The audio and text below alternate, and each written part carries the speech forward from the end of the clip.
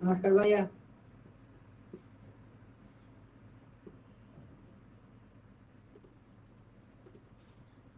আমি ভয় পেয়ে গেছি।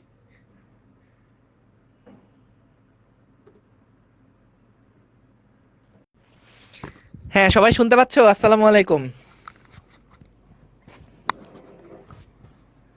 এই মাইক মিউট করে ফেলো।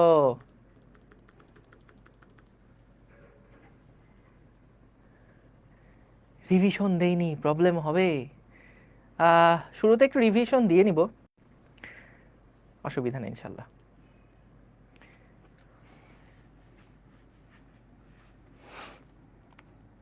বলতেছে যে ভাইয়া ইয়ার ফাইনালে পাস করছি বলে হতাশ লাগতেছে। বাহ,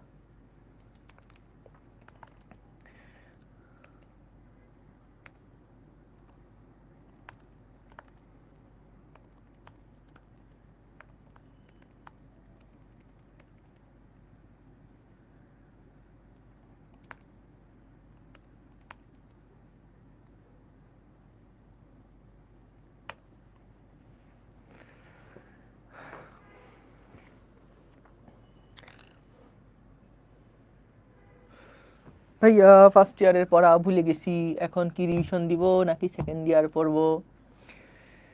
ভাইয়া ইয়ার ফাইনালে আইসি ফেল আসছে 1 মার্কসের জন্য। আরে সমস্যা নাই, তোমাদের এই নাম্বারগুলো বোর্ডে যোগ হবে না। এই আবার মাইক অন করছে কে রে? ধর তো।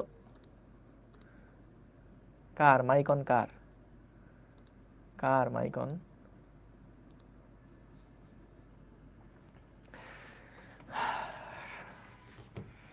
আসসালামু আলাইকুম, আশা করি সবাই ভালো আছো, সুস্থ আছো। আগের ক্লাস রিভিশন করো নাই কেন? আমরা একটুখানি চলো আগের দিনের পিডিএফটা একটু দেখে নিই, তড়িৎ ফ্লাক্সটা একটু মনে করে তারপরে আমরা আজকে টপিকে ঢুকবো। ঠিক আছে? ঠিক আছে, ঠিক আছে। আগের ক্লাস একেবারে করো নাই, একেবারে না করলে সমস্যা। আগে করছো কিন্তু মনে নাই, তাহলে সমস্যা নাই, ওটা রিভিশন দিয়ে দিব আজকে।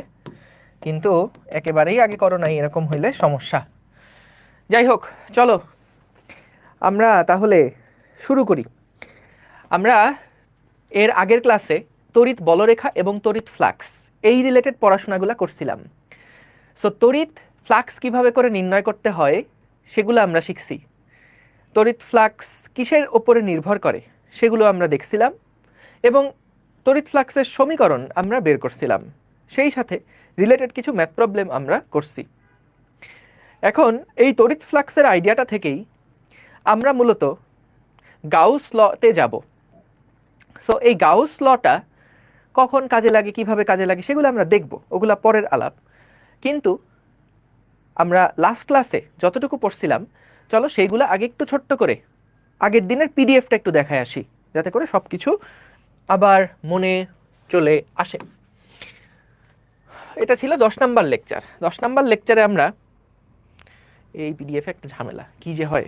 আচ্ছা যাই হোক, দেখো এইখানে আমরা দেখছিলাম তড়িৎ বলরেখা যে আইডিয়াগুলো ছিল, বলো মনে আছে কিনা? তড়িৎ বলরেখার দিক কোন দিকে হয়? বলো, তড়িৎ বলরেখার দিক কোন দিকে হয়? দেখি মনে আছে কিনা, বলো তো। নো দিক, ভেরি গুড। তড়িৎ বলরেখার কিন্তু কোনো দিক নাই। তাইলে তড়িৎ বলরেখার উপরে যে আমরা একটা অ্যারো সাইন দেই, এই অ্যারো সাইনটা আসলে কিসের?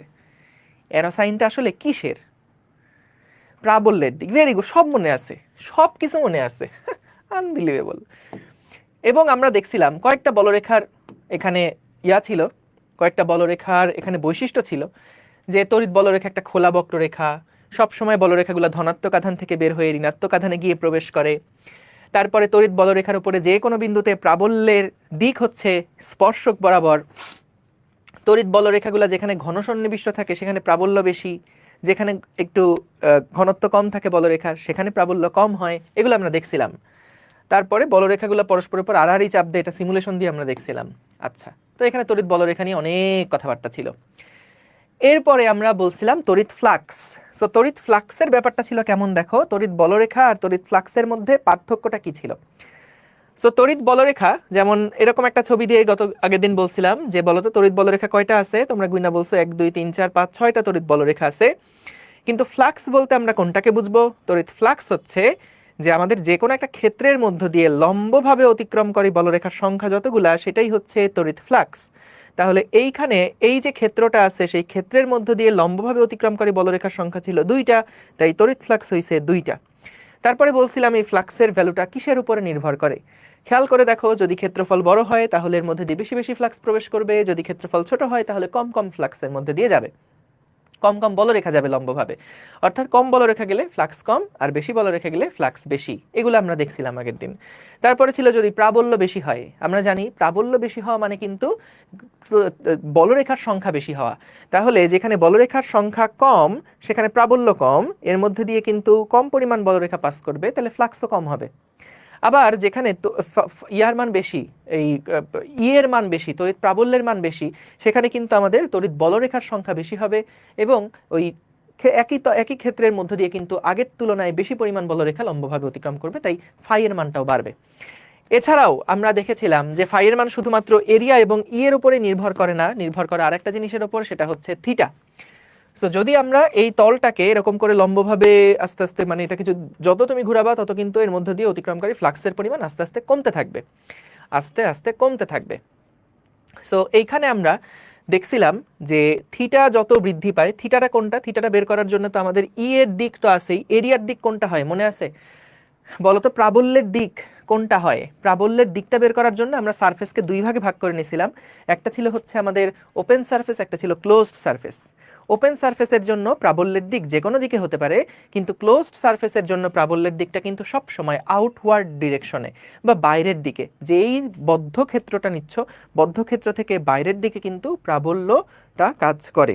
ঠিক আছে, এগুলো আমরা জানি। সো এখান থেকে আমরা এই ক্ষেত্রফলের যে ডিরেকশনটা, সেটা এরিয়ার সাথে যত অ্যাঙ্গেল করতে থাকবে তত কিন্তু ফ্লাক্সের মান আস্তে আস্তে কমতে থাকে। আমরা দেখছিলাম থিটার মান 90 ডিগ্রিতে ফাই হয়ে যায় 0, কারণ এর মধ্যে দিয়ে এখন লম্বভাবে কোনো বলরেখা অতিক্রম করছে না। তাই থিটার সাথে ফাইয়ের যে সম্পর্ক আমরা দেখছিলাম, থিটার মান বাড়লে ফাইয়ের মান কমে, থিটার মান বাড়লে ফাইয়ের মান কমে। এটা কিন্তু একটা কজের ফাংশনের মতন কাজ করে। সো আমরা দেখছিলাম যে ফাইয়ের মানটা কজ থিটার সাথে প্রপোর্শনাল। এখান থেকে আসে ফাই সমান E A cos theta, E dot A আমরা পাইছিলাম। সো ফাই সমান সমান দেখো এ কস থিটা। এই জিনিসটা বলতে কি বোঝাইছি সেটা হচ্ছে এখানে বলছিলাম যে আমরা কিন্তু জানি এই জিনিসটা গুরুত্বপূর্ণ, এটা একটু মনোযোগ দাও। আগের দিন এটা বলছিলাম, আরেকবার একটু রিকল করছি দেখো। সো যেটা বলছিলাম সেইটা হচ্ছে যে আমাদের ফাই যেটা, সেটা সমান সমান ই ডট এ ছিল। ই ডট এ কে যদি ভাঙাই তাহলে লেখা যায় ই এ কস থিটা। ভালো কথা। এখন এই যে ই এ কস থিটা, এটারকে আমরা কিভাবে লিখতে পারি দেখো। এখানে প্রশ্ন মনে হতে পারে যে ভাই এইখানে তো যখন লম্বভাবে ছিল তখন তো প্রত্যেকটা বলরেখাই লম্বভাবে অতিক্রম করছে, কিন্তু যখন আপনি এটাকে বাঁকায় দিলেন তখন তো ভাই লম্বভাবে কোনো বলরেখাই আসলে অতিক্রম করলো না, সবাই তো তির্যকভাবে এই এই ক্ষেত্রটাকে অতিক্রম করছে। লম্বভাবে তো কোনো বলরেখা আসলে ক্ষেত্রটাকে অতিক্রম করলো না, তাহলে এখানে তো বলরেখা শূন্য হয়ে যাওয়া, ফ্লাক্সের মানে এখানে শূন্য হয়ে যাওয়ার কথা।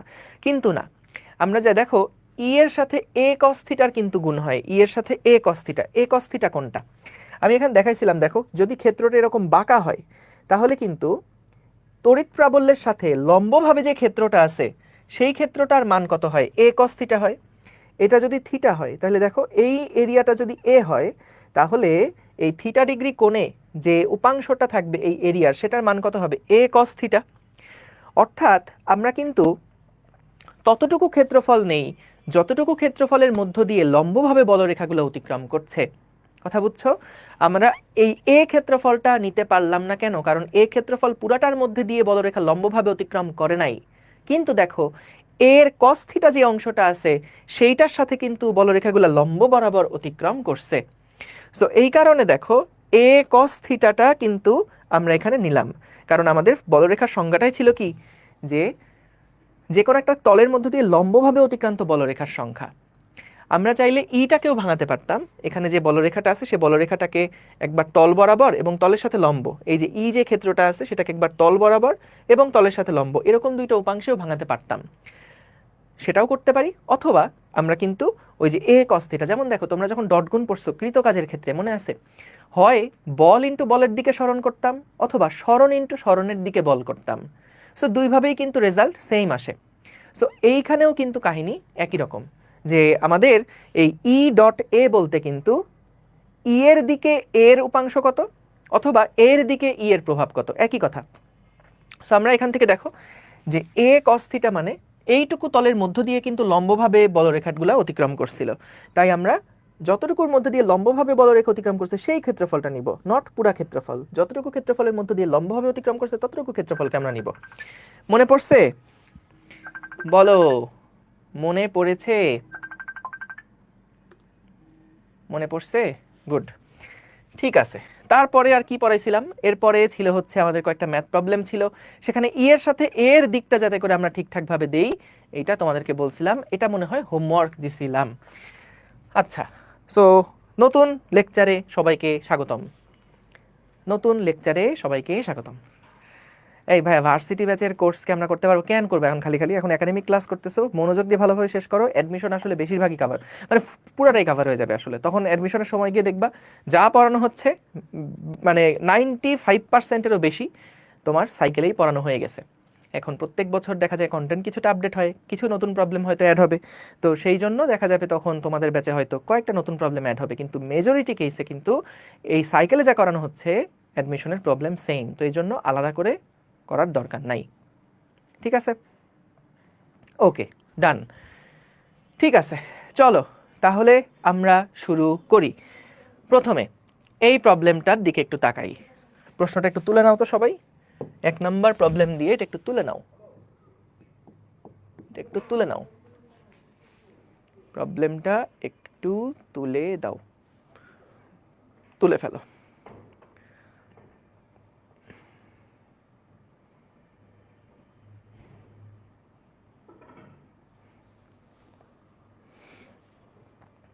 শোনো, সেকেন্ড ইয়ারে উঠছো, ক্লাসগুলা কিন্তু সিরিয়াসলি শেষ করো, না হলে এই যে জমা জমবে পরে কিন্তু দেখা যাবে ওই পরে কমেন্ট করতে হবে যে ভাই ওয়ান শট ক্লাস করি, কোথায় অল্প লেকচার আছে সেটা করি। এই কাজ করলে কন্টেন্ট স্যাক্রিফাইস হয়ে যাবে। এই কারণে যেহেতু এখন সময় আছে, ভালো একটা সময় আছে, আমরা টার্গেট নিচ্ছি নভেম্বর 30-এর মধ্যে শেষ করতে, শেষ টার্গেট হচ্ছে ডিসেম্বর 31। তো এর মধ্যে আমরা সিলেবাসগুলা শেষ করে ফেলবো।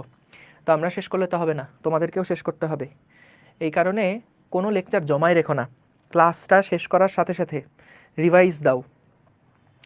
যেই চ্যাপ্টারই করতেছো প্রত্যেকটাই কিন্তু তোমার জন্য এখন নতুন, যাই পড়ছো প্রত্যেকটা জিনিস তোমার জন্য নতুন। তো এগুলা খুব স্বাভাবিক, একদিন পড়ছো তারপরের দিন ভুলে যাবা, এক সপ্তাহ পর কিচ্ছু মনে থাকবে না। এই কারণে রিভিশনের একটা প্যাটার্ন রেডি রাখো। ফার্স্ট ইয়ারে যে ভুলগুলো করছো সেকেন্ড ইয়ারে উঠে এগুলো করো না। সবাই বলে যে আগে যা করছো ভুলে যাও, না, সব কিছু ভোলা যাবে না আসলে। আগের যা কিছু ভুল করছো সেই ভুলগুলা মনে রেখে সেই ভুলগুলো এখন শুধরাইতে হবে। ফার্স্ট ইয়ারে থাকতে যা যা গাফিলতি করছো ওগুলা গেছে গেছে, কিন্তু ওখানে যে ভুলগুলা করছো সেই ভুলগুলো আবার করো না। বুঝতে পারছো? মাথার জন্য দেখি না, মাথা মাথা সরাই ফেললাম।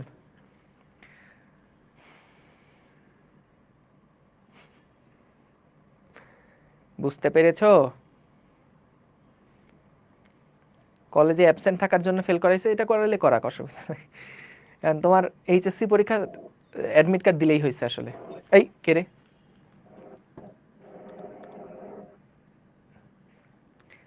লেখা হয়েছে।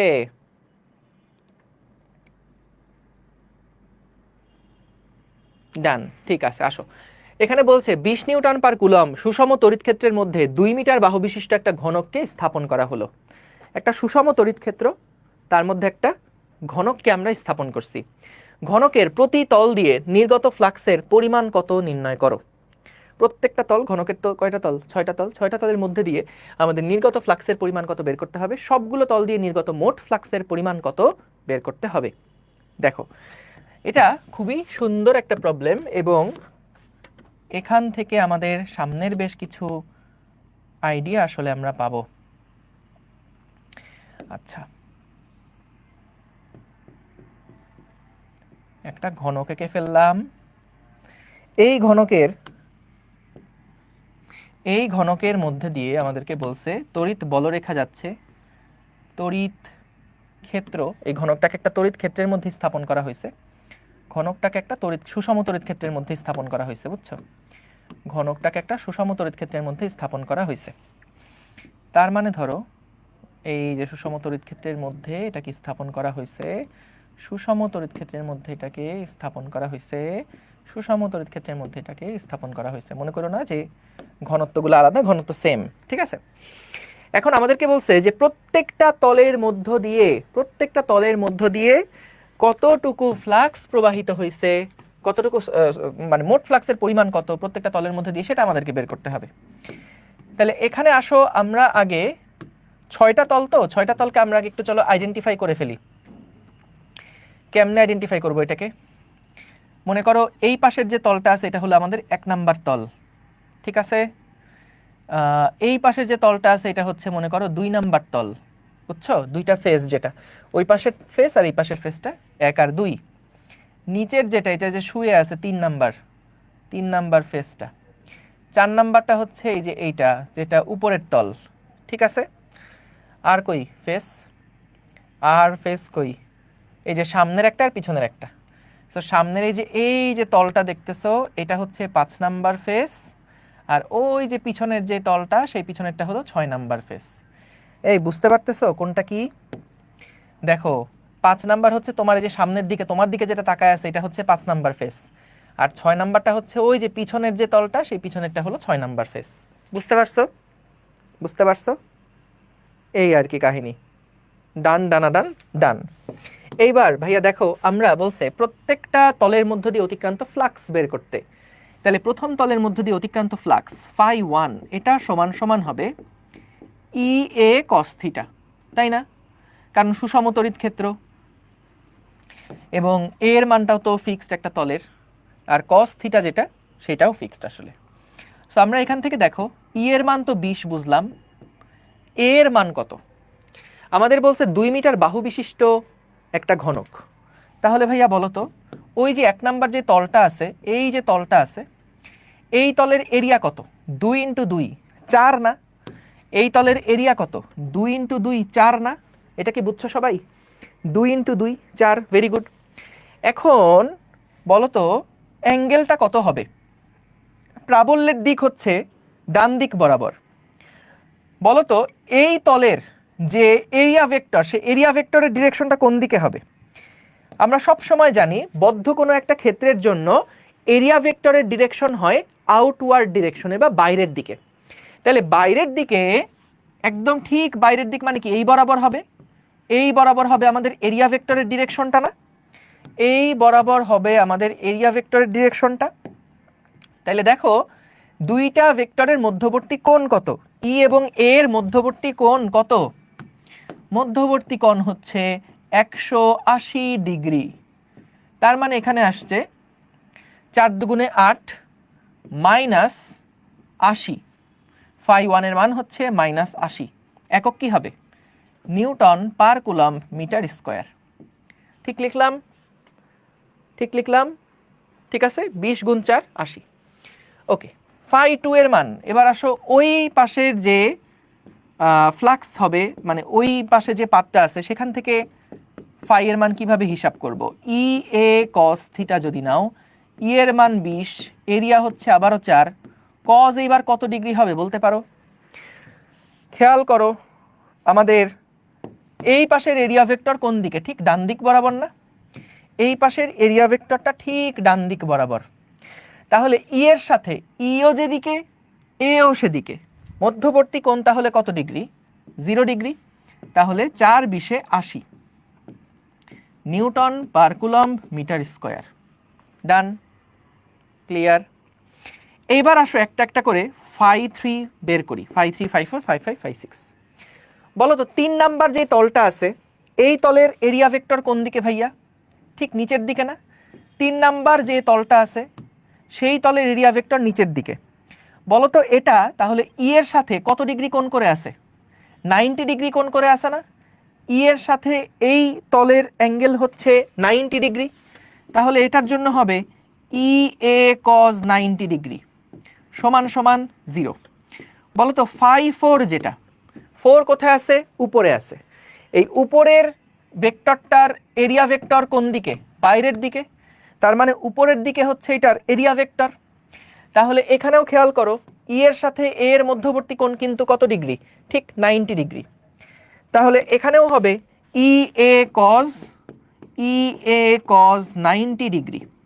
কজ 90 মান শূন্য, পুরাটা শূন্য। একইভাবে E5 এবং E6 এটাও হবে শূন্য। কেন দেখো, কারণ E5 যেটা সেটা কিন্তু তোমাদের দিকে মুখ করে আছে, এর এরিয়া ভেক্টর তোমাদের দিকে, আর ই ভেক্টর হচ্ছে বাম দিক বরাবর, বাম দিক বরাবর বা তোমাদের ডান দিকে। তাইলে এরিয়া ভেক্টর হচ্ছে তোমাদের দিকে আর ই হচ্ছে এই দিক বরাবর, তাহলে মধ্যবর্তী কোণ কত? 90 ডিগ্রি। আবার পিছনের যে তলটা আছে সেইটার এরিয়া ভেক্টর বোর্ডের ভিতরের দিকে আর ই এর দিকে দিক বরাবর, তাহলে মধ্যবর্তী কোণ কত? মধ্যবর্তী কোণ 90 ডিগ্রি। কথা বুঝছো? কথা বুঝছো? তাহলে ফাই 5 এবং ফাই 6 এটা হচ্ছে 0। এখন তোমাদের যেটা দুইটা প্রশ্ন আসে সেটা হচ্ছে ভাইয়া ফাই এর মান কেন মাইনাস হলো? মাইনাস বলতে কি বোঝায়? আর আরেকটা হচ্ছে একজন জিজ্ঞেস করছো যে ভাইয়া এই 4 কিভাবে হলো? 4 হচ্ছে এই যে যে তলটা ছিল না, এই যে তলগুলো আছে না, এই তলের ক্ষেত্রফল, এই তলটার ক্ষেত্রফল আমাদের কি বলছে? তড়িৎ ক্ষেত্রের মধ্যে 2 মিটার বাহু বিশিষ্ট ঘনককে স্থাপন করা হলো। 2 মিটার বাহু বিশিষ্ট ঘনককে স্থাপন করা হলো। তাহলে দেখো এইটুকুর মান 2, এই বাহুর মান 2, তাহলে 2 আর 2 গুণ করলে এরিয়ার মানটা কত হয়ে যাবে? 4 হয়ে যাবে না? কথা কি বুঝছো? 2 আর 2 4, বিশ্বাস করো 2 দুগুণে 4 হয়। 4 কিভাবে আসছে বুঝছো মাহমুদুল হক? আর কয়টা লেকচার লাগবে? 3990টা। এবার কর। এই মাহমুদুল হক, বুঝছো? গুড। তাইলে আমরা এইখান থেকে যেটা দেখলাম যে এরিয়া হচ্ছে 4 এবং আমাদের ই এর মান হচ্ছে 20, বাকি যেই ফাইগুলা ছিল সেই ফাইগুলা কিন্তু 0 হয়ে গেছে। সো আমাদের টোটাল ফাই কত হবে? পুরা ক্ষেত্রের মধ্য দিয়ে টোটাল ফ্লাক্সের পরিমাণ কত হবে? সবগুলো ফাই এর যোগফল, phi 1 plus phi 2 plus phi 3 plus phi 4 plus phi 5 plus phi 6। খেয়াল করো একটার মান হচ্ছে -80 আর আরেকটার মান হচ্ছে +80, আর বাকি সবগুলা কিন্তু শূন্য, বাকি সবগুলা কিন্তু শূন্য। তাহলে টোটাল ফ্লাক্সের পরিমাণও হয়ে যাচ্ছে শূন্য, টোটাল ফ্লাক্সের পরিমাণ হয়ে যাচ্ছে শূন্য। এখন আসো মাইনাস ফ্লাক্স বলতে কি বোঝায়? দেখো যেহেতু এরিয়ার দিকটা এবার আমাদের নির্দিষ্ট করা আছে যে সবসময় বাইরের দিকে হবে, তো যখন ফাই এর মানটা নেগেটিভ হবে তার মানে বুঝবা বাইরে থেকে বলরেখা প্রবেশ করছে। আর যখন ফাই এর মানটা নেগেটিভ, সরি যখন ফাই এর মানটা পজিটিভ, নেগেটিভ হলে তো বললাম নেগেটিভ হলে ভিতরে প্রবেশ করছে, আর যখন ফাই এর মানটা পজিটিভ তার মানে ক্ষেত্র থেকে বলরেখাটা বাইরের দিকে বের হয়ে যাচ্ছে। বুঝছো? ফাই এর মান পজিটিভ মানে কি? যে বলরেখাগুলা বের হয়ে যাচ্ছে, বলরেখাগুলা বের হয়ে যাচ্ছে। নেগেটিভ মানে বোঝাচ্ছে বের হওয়া, আর পজিটিভ মানে বোঝাচ্ছে প্রবেশ করা।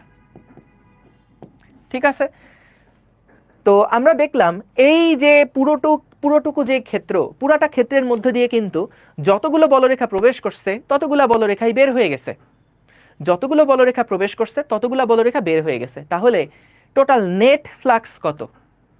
এই ক্ষেত্রটার ভেতরে টোটাল নেট ফ্লাক্স কত? নেট ফ্লাক্স শূন্য, কারণ যতগুলা বের হয়ে গেছে, যতগুলা ঢুকছে ততগুলাই তো আসলে বের হয়ে গেছে।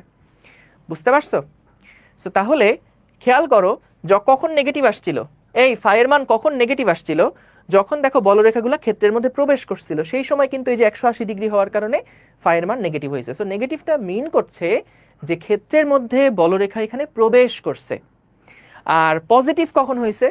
যখন এরিয়া ভেক্টর এবং ই এর ডিরেকশন সেম হয়ে গেছে, তখন পজিটিভ আসছে। সো পজিটিভ মানে বোঝাচ্ছে ক্ষেত্র থেকে বলরেখা বের হয়ে যাচ্ছে। বুঝতে পারছো? ক্ষেত্র থেকে বলরেখা, এই আমি উল্টা লিখছি, sorry sorry sorry sorry sorry, high high উল্টা লিখছি, high high high high high. Minus মানে হচ্ছে প্রবেশ করছে, বলরেখা প্রবেশ করছে, এটা হলো মাইনাস। আর প্লাস মানে হচ্ছে বের হয়ে যাচ্ছে, বের হওয়া বোঝাচ্ছে। এবার ঠিক আছে? উল্টা লিখে ফেলছিলাম, বলছি মুখে একটা লিখছি আর একটা। ঠিক আছে, বলেন এবার কি ক্লিয়ার? দেখো, সরি আমি এটা তখন উল্টা বলে ফেলছিলাম, মুখে বলছি একটা লিখে ফেলছি আর একটা। এবার কি ক্লিয়ার হয়েছে? বলো বলো বলো বলো বলো বলো। ক্লিয়ার তাহলে? Very good.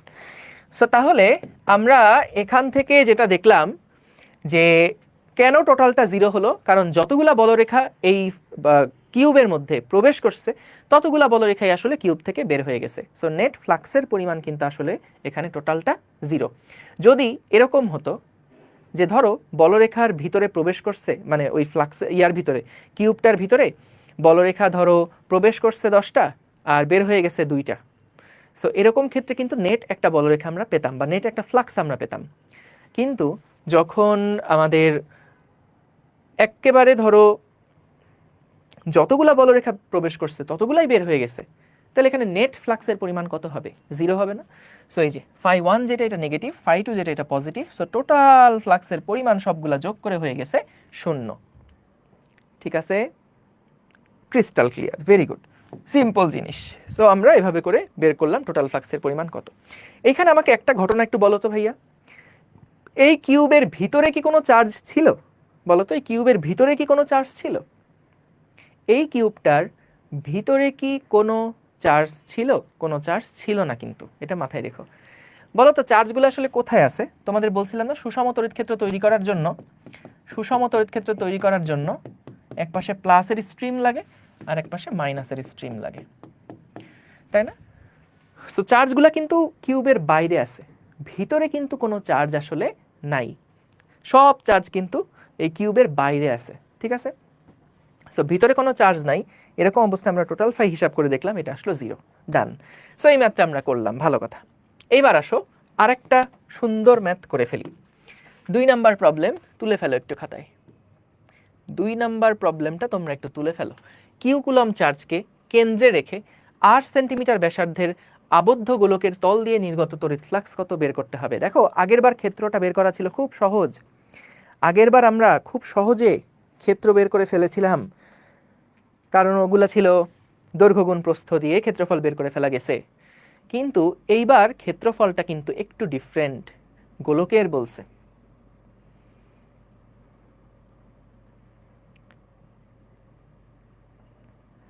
লেখা শেষ?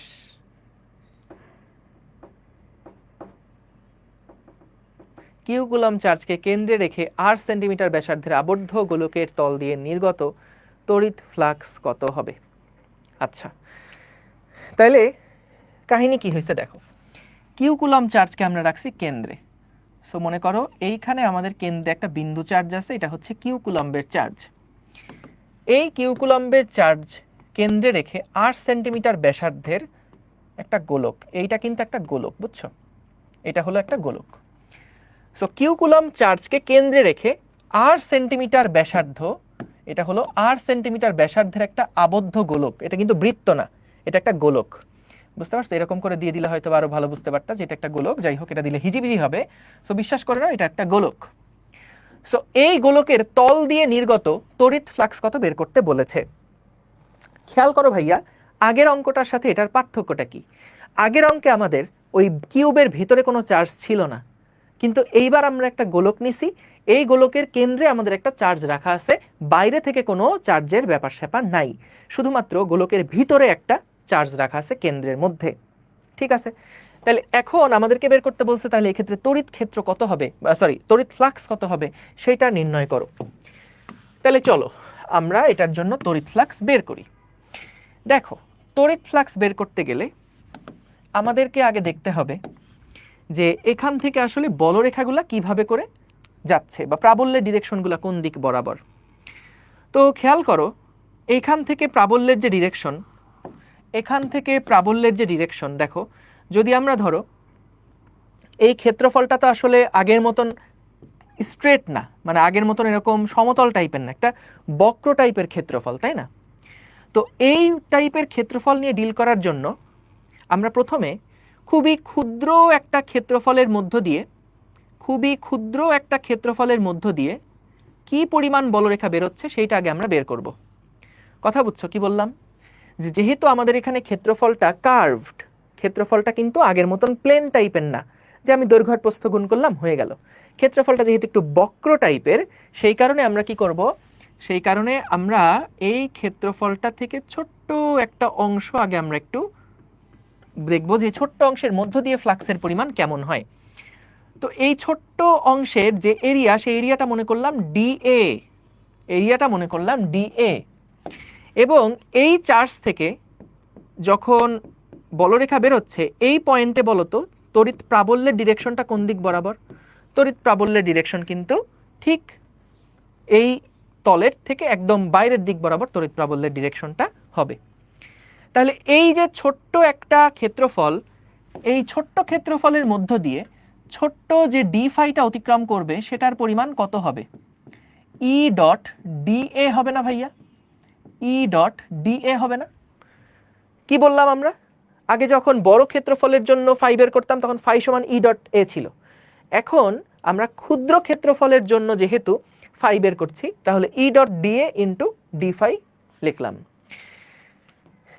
এটা আশা করি বুঝছো যে আমরা যেহেতু এটা কার্ভড একটা এরিয়া, সেই কারণে খুব ছোট্ট একটা এরিয়ার জন্য ফ্লাক্স বের করে তারপর সবগুলো ফ্লাক্সকে একসাথে যোগ করে দিব।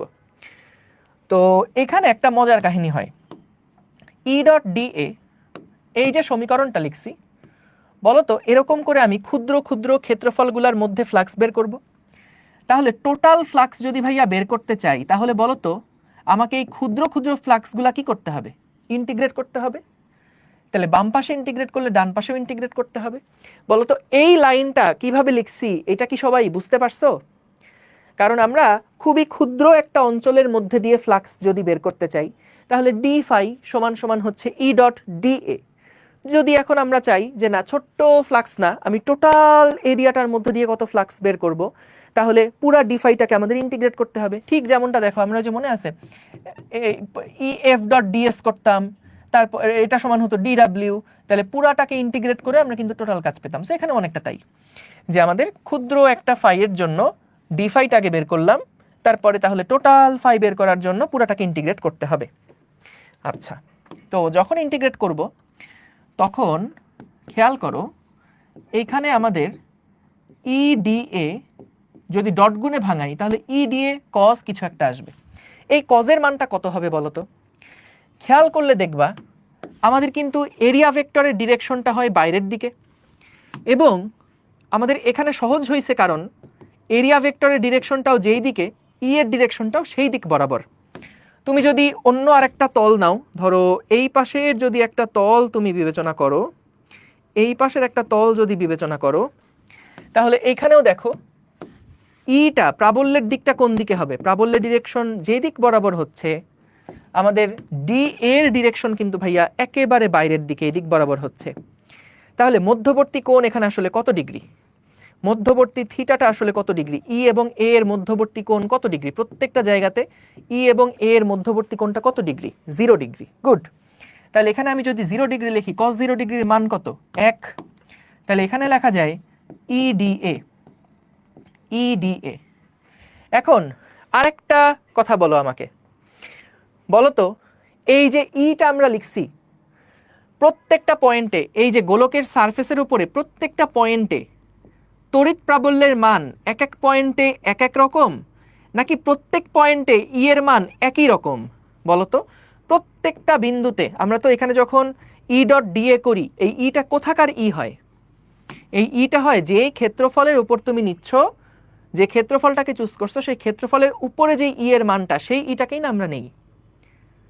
এই ই কিন্তু কোথাকার ই বলো? এই কিন্তু এখানকার ই না, এইটা এখানকার ই না, এইটা হচ্ছে এই ক্ষেত্রফলের মধ্য দিয়ে যেই বা ক্ষেত্রফলের বিন্দুতে যেই ইটা, সেই ইটা কিন্তু আমরা এখানে লিখছি।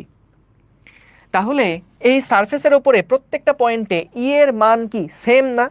ভাইয়া ইন্টিগ্রেশনের সময় যখন ই সেম হয়, ইটা কি বাইরে রেখে কোন একটা রাশি যখন কনস্ট্যান্ট থাকে এটাকে বাইরে নিয়ে আসা যায়।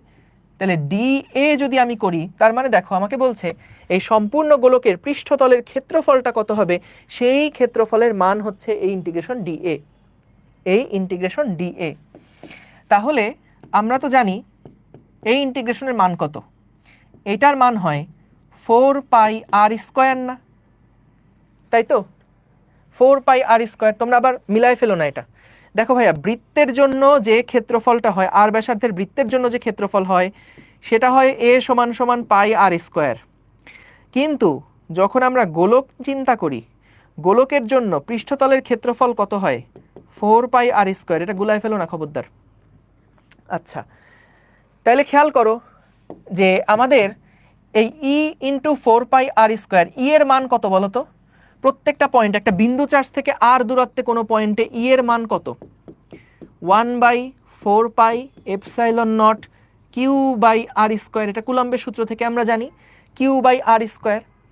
তাহলে এখানে ই সমান সমান হচ্ছে 1/4πε0 Q/r² ইন্টু 4πr²। এখান থেকে খেয়াল করো, 4 কাটা, পাই কাটা, r² কাটা। তাহলে কি থাকে? তাহলে যেটা থাকে যে ফাই টোটাল এটা সমান সমান ই ডট ডিএ সমান সমান, ফাইনালি আমরা কি পাইছি দেখো, Q/ε0, Q/ε0। এইরকম একটা ভ্যালু আমরা এখান থেকে বের করলাম যে টোটাল ফ্লাক্সের পরিমাণটা কত, ওই ক্ষেত্রের মধ্য দিয়ে টোটাল ফ্লাক্সের পরিমাণটা কত? ফ্লাক্সের পরিমাণ হচ্ছে Q/ε0। সো এই কিউটা আসলে বলতো গোলকের ভেতরে আছে না বাইরে আছে? ভেতরে আছে। এই কারণে আমরা এটাকে এনক্লোজড দিয়ে লিখতে পারি, ইএনসি দিয়ে, অথবা অনেক জায়গায় এটাকে কিউ ইনসাইড ইন দিয়ে লেখে। একই কথা, কোনো অসুবিধা নাই, কিউ এনক্লোজড বা ইনসাইড একই কথা। তো আমাদের টোটাল যে ফাইয়ের পরিমাণটা, টোটাল যে বলরেখার সংখ্যা বা টোটাল তড়িৎ ফ্লাক্স যেটা, সে টোটাল তড়িৎ ফ্লাক্স সমান সমান আসছে কিউ ইনসাইড ডিভাইডেড বাই ε0। বুঝতে পারছো? আচ্ছা, প্রশ্নগুলো দেখি। বলছো ই এর দিক প্রত্যেকটা পয়েন্টে আলাদা আলাদা। ইয়েস, প্রত্যেকটা পয়েন্টে কিন্তু ই এর দিক আলাদা আলাদা। এই পয়েন্টে ই এর দিক কেন আলাদা হবে না কেন? কারণ ইটা সবসময় কোন দিকে বলো তো? একটা বিন্দু চার্জের জন্য ই এর ডিরেকশনগুলো কি সবসময় বাইরের দিকে হয় না? ই এর ডিরেকশনগুলো কি সবসময় বাইরের দিকে হয় না? বলো তো এটাকে একটা সুষম তড়িৎ ক্ষেত্র নাকি নন ইউনিফর্ম বা অসম তড়িৎ ক্ষেত্র? এটা কিন্তু একটা অসম তড়িৎ ক্ষেত্র। টের পাইছো? আগেরটা যেমন সুষম একটা তড়িৎ ক্ষেত্র ছিল, প্রত্যেকটা পয়েন্টে ই এর মান সেম ছিল, এইখানে ভাইয়া বলো তো প্রত্যেকটা পয়েন্টে ই এর মান কি আসলে সেম? না, প্রত্যেকটা পয়েন্টে ই এর মান কিন্তু আলাদা আলাদা। তাইলে প্রত্যেক পয়েন্টে ই এর মান আলাদা, কিন্তু মজার ব্যাপার হয়েছে এখানে এইটাই যে আমাদের এরিয়া ভেক্টরের ডিরেকশনগুলো প্রত্যেকটা পয়েন্টে আলাদা আলাদা। শুধু তাই না, আরো মজার ব্যাপার হচ্ছে প্রত্যেকটা পয়েন্টে ই ডট ডিএ তুমি যদি হিসাব করো, তাহলে দেখবা যে ডি এর ডিরেকশন এবং ই এর ডিরেকশন সবগুলা একই দিকে। ডি এর ডিরেকশন এবং ই এর ডিরেকশন সবগুলা একই দিক বরাবর। তো আমাদের এই বিন্দু চার্জের কারণে কিন্তু এই ক্যালকুলেশনটা করা খুব সহজ হয়েছে, তাই না? যদি আমাদের খুব মানে ডিফারেন্ট কোনো শেপের চার্জ থাকতো, বা ধরো চার্জগুলো যদি একটু নন ইউনিফর্ম ভাবে ছড়ানো থাকতো, তখন কিন্তু হিসাব করতে আমরা একটু প্যারা খাইতাম। কিন্তু কেন্দ্রে চার্জটা থাকার কারণে কিন্তু আমরা এখানে খুব সহজেই হিসাব করে ফেলতে পারছি যে আর দূরত্বে প্রত্যেক পয়েন্টে ই সেম বলে ইটাকে বাইরে নিয়ে আসা গেছে। আবার বৃত্তের জন্য ক্ষেত্রফল কত, সেই ক্ষেত্রফলের মানটাও আমরা জানি, পৃষ্ঠতলের ক্ষেত্রফল কত সেটাও আমরা জানি। সো এখান থেকে হিসাব করে কিন্তু আমরা ওই যে ক্ষেত্রটা গোলক যেটা, সেই গোলকের মধ্যে টোটাল বলরেখা কতটুকু অতিক্রম করছে সেটার মান পাইছি কিউ এনক্লোজ ডিভাইডেড বাই ε0। এখন বলো তো, আমরা এই যে ফাই টোটাল যেটা বের করলাম, এটার মান যে পজিটিভ আসলো, পজিটিভ আসা মানে কি বলছিলাম বলো তো? বের হওয়া না প্রবেশ করা? পজিটিভ হওয়া মানে কিন্তু বের হওয়া, তড়িৎ ফ্লাক্স সেখান থেকে বের হচ্ছে। আর নেগেটিভ হওয়া মানে হচ্ছে প্রবেশ করা। সো আমাদের এখানে যেটা পজিটিভ আসছে তার মানে কিন্তু ওইটাই নির্দেশ করছে যে বলরেখাগুলা ওই ক্ষেত্রটা থেকে বাইরের দিকে বের হচ্ছে। ঠিক আছে? কোনটার কথা বলতেছো? না না, আমি বলছি এই দেখো, আমরা এইখানে যেই তড়িৎ ক্ষেত্রটা আছে, তড়িৎ ক্ষেত্রের প্রত্যেকটা পয়েন্টে এই পয়েন্টগুলোতে ই এর মান কি সেম নাকি আলাদা আলাদা বলো? যখন এরকম মানে সুষম তড়িৎ ক্ষেত্র হয়, সুষম তড়িৎ ক্ষেত্র হলে তো লাইনগুলা প্যারালাল হয়, কিন্তু এইখানে লাইনগুলা কি প্যারালাল নাকি ছড়ায় পড়ছে? ডাইভার্জিং একটা লাইন আমরা দেখছি। সো এইটা কিন্তু সুষম কোনো তড়িৎ ক্ষেত্রের মধ্যে পড়ছে না, এটা একটা নন ইউনিফর্ম তড়িৎ ক্ষেত্র। কথা বুঝছো? দেখো, ঠিক আছে, বলো কোথাও কনফিউশন থাকলে বলো, কোথাও কনফিউশন থাকলে বলো।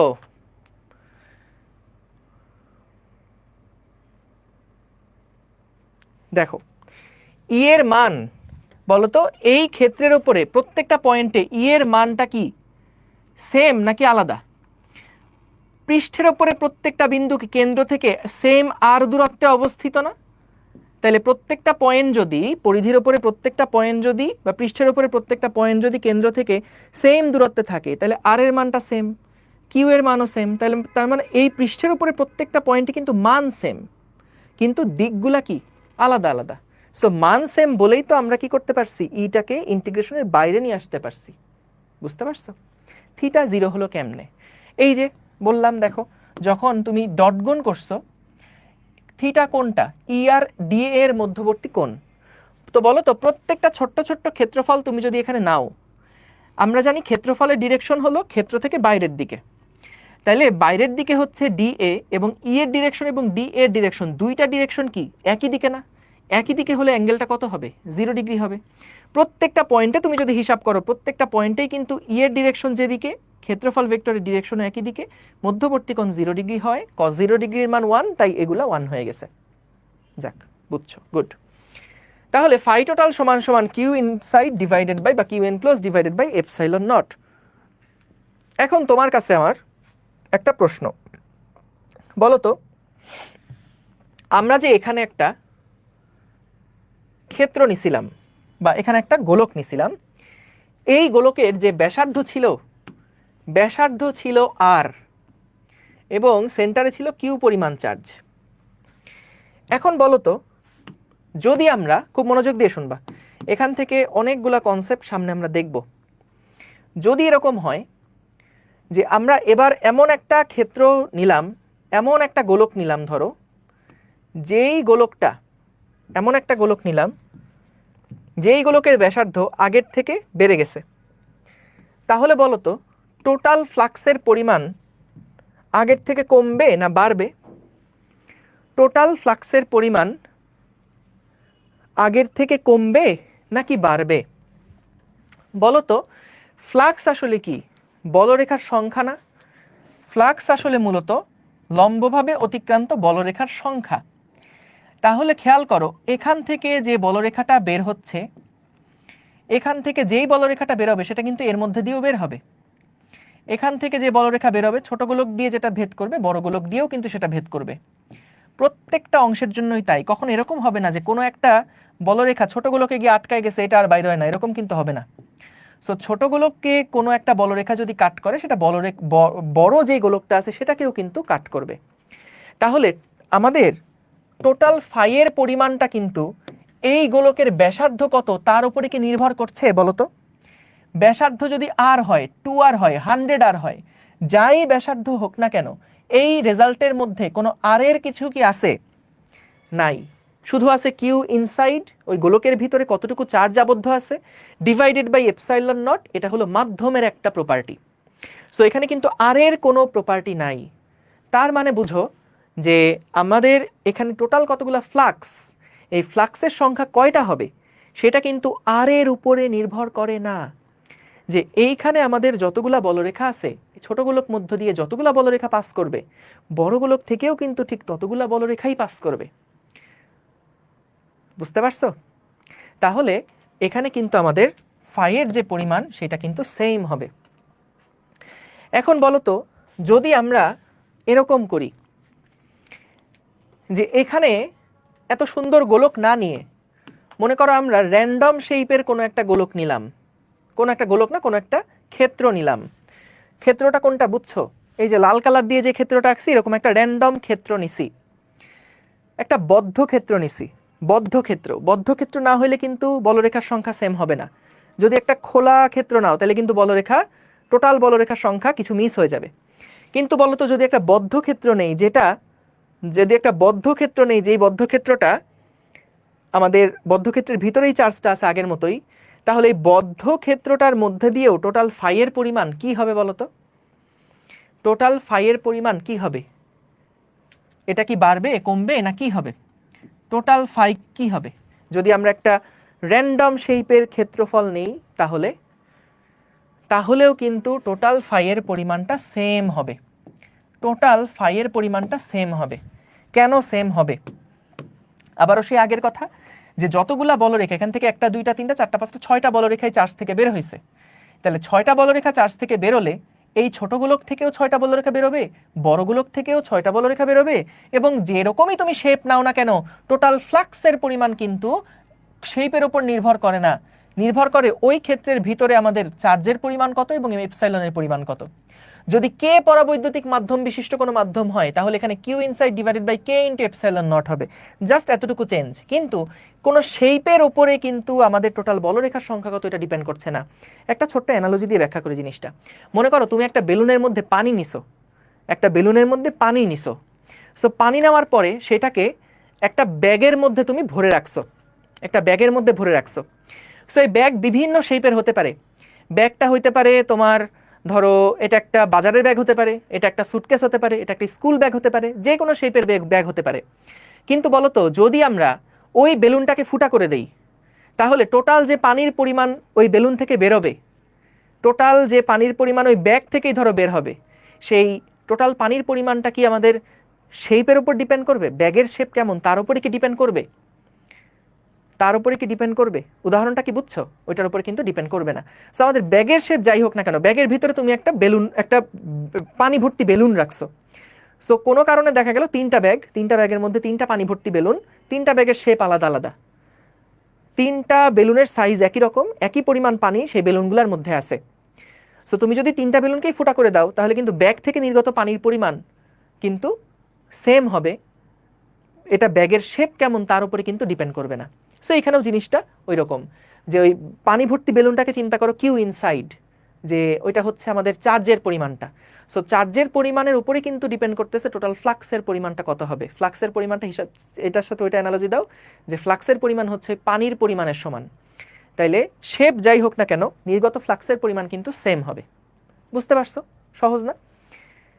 আচ্ছা, আসতেছি শোয়েব, অনেকগুলো প্রশ্নের অ্যান্সার দেবো, কিন্তু ভাইয়া আপনি বুজুং বাজুং দিয়ে বুঝাইলেন, ঠিক আছে মানলাম, কিন্তু আসলে ভাই ফ্লাক্স কি ছিল?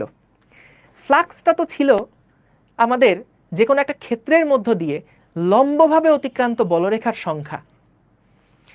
তো লম্বভাবে অতিক্রান্ত বলরেখার সংখ্যা, এইটা আসলে যখন এরকম চক্রাবক্রা ক্ষেত্র থাকছে সেই সময় কি আমাদের লম্বভাবে অতিক্রান্ত বলরেখার সংখ্যা বা তড়িৎ ফ্লাক্স আসলে কি সেম হবে? কারণ দেখেন যখন ক্ষেত্রফলটা আপনি ইচ্ছা মতন বাড়ায় নিলেন তখন ক্ষেত্রফলের মান তো ভাই বেড়ে গেছে। আমাদের ফাই সমান সমান কি ছিল? ফাই সমান সমান তো ছিল ই ডট এ।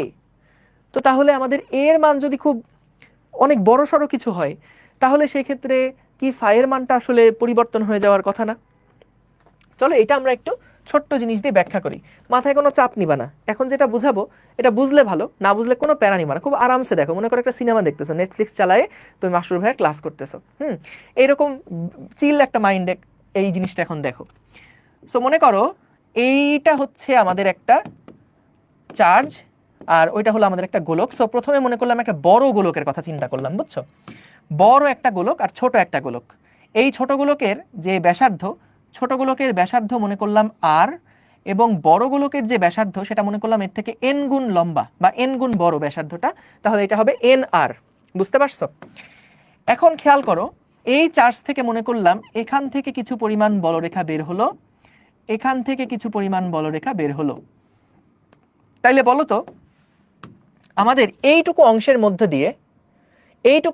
মধ্য দিয়ে অতিক্রান্ত বলরেখার সংখ্যা মানে ফাই এর পরিমাণ, এর মধ্যে দিয়ে যতটুকু ফ্লাক্স বের হবে এর মধ্যে দিয়ে কি ঠিক ততটুকু ফ্লাক্সই বের হবে না? কথাটা কি বুঝছো? যে আমরা এইটুকু যে রিজিয়ন, এইটুকু রিজিয়নের মধ্যে দিয়ে এখান থেকে যদি 10টা বলরেখা বের হয় তাহলে এখান থেকেও ভাই 10টা বলরেখাই বের হবে। কিন্তু সো আমরা দেখতে চাই ফাই সমান সমান যে ই ডট এ ছিল সেটাকে আসলে স্যাটিসফাই করে কিনা। আমরা তো এটা বলরেখার সংখ্যা দিয়ে বুঝলাম যে ভাই এখান থেকে যদি 10টা বলরেখা বের হয়, 10টা বলরেখা বের হয় তাহলে অবশ্যই বড়টার মধ্যে দিয়েও 10টা বলরেখাই বের হবে। তাহলে ছোটটার মধ্যে দিয়ে যতগুলো বলরেখা, বড়টার মধ্যে দিয়ে যতগুলো বলরেখা বের হচ্ছে তাহলে ফাইয়ের মান সেম হবে। কিন্তু আমরা ই ডট এ এই আকারে জিনিসটাকে দেখতে চাই। এখন একটু খেয়াল করো, মনে করো এইখানে একটা ক্ষেত্রফল নিলাম, এটা হচ্ছে কার উপরে? এটা হচ্ছে এই ছোট গোলকটার উপরে, এবং এইটার পৃষ্ঠের উপরে মনে করো আমরা আরেকটা ক্ষেত্রফল নিলাম, এইটা হচ্ছে বড় যে গোলকটা সেই বড় গোলকটার উপরে। তো বলো তো আমাদের এই পয়েন্টের ই যদি E1 হয়, এই পয়েন্টের ই যদি E2 হয়, E1 এর মান কত? 1/4 pi epsilon naught 1/4 pi epsilon naught Q divided by R square, এবং E2 যেটা সেটা সমান সমান কি হবে? 1/4 pi epsilon naught Q divided by N R square না? কারণ এটা কতটুকু দূরে আছে, এখানকার যে তড়িৎ ক্ষেত্রগুলা, এখানকার তড়িৎ ক্ষেত্র কিন্তু এখান থেকে আর দূরে আছে, আর এই গোলকের তড়িৎ ক্ষেত্র কত দূরে আছে? এখান থেকে এন আর পরিমাণ দূরে আছে না? তাহলে দেখো হিসাব করে 1/4 pi epsilon naught Q divided by R square into 1/n square. ভাইয়া বলো তো এই যে টার্মটা, এইটা আসলে কিসের অংশ? এইটা কি E1 এর সমান না? তাহলে আমি লিখতে পারি সুতরাং E2 এটা সমান সমান হচ্ছে E1 divided by n square. কথা বুঝছো? E2 সমান সমান হচ্ছে E1 divided by n square. আচ্ছা, এবার আসো এরিয়ার ব্যাপারটা একটু দেখি। বলো তো ছোট গোলকের যে এরিয়া, ছোট গোলকের এরিয়া কত? 4 পাই আর স্কোয়ার। বলো তো বড় গোলকের যে এরিয়া, লার্জ গোলকের যে এরিয়া সেটা কত হবে? 4 পাই এন গুণ, এটা যেহেতু ব্যাসার্ধ এন আর, তাহলে 4 পাই এন আর স্কোয়ার হবে না? তাহলে এখান থেকে কি লেখা যায়? 4 পাই আর স্কোয়ার ইন্টু এন স্কোয়ার। তাহলে দেখো এ এল সমান সমান হচ্ছে স্মলটার কত গুণ? এন স্কোয়ার গুণ না? ঠিক আছে, তাইলে আমরা এই দুইটা সম্পর্ক যদি দেখলাম, এই দুইটা সম্পর্ক আমরা দেখলাম, এখান থেকে আমাকে বলো তো ছোট গোলকের জন্য যে ফাই এর মানটা হবে, এটা তো ছোট গোলকের জন্য ফাই, বড় গোলকের জন্য যে ফাইটা, সেখানে দেখো E1 এর জায়গায় কত বসবে? E2 ডট A2 বসবে। আচ্ছা, তো দুইটা ক্ষেত্রেই তো কজের মানটা আসলে সেম, তো এই কারণে ওইটা বাদ হয়ে গেল, দুইটাই সেম, মানে cos 0 ডিগ্রি, এখানেও cos 0 ডিগ্রি, এখানেও cos 0 ডিগ্রি, cos 0 1 হয়ে গেল। E2 এর মানটা কত? E1 by n square.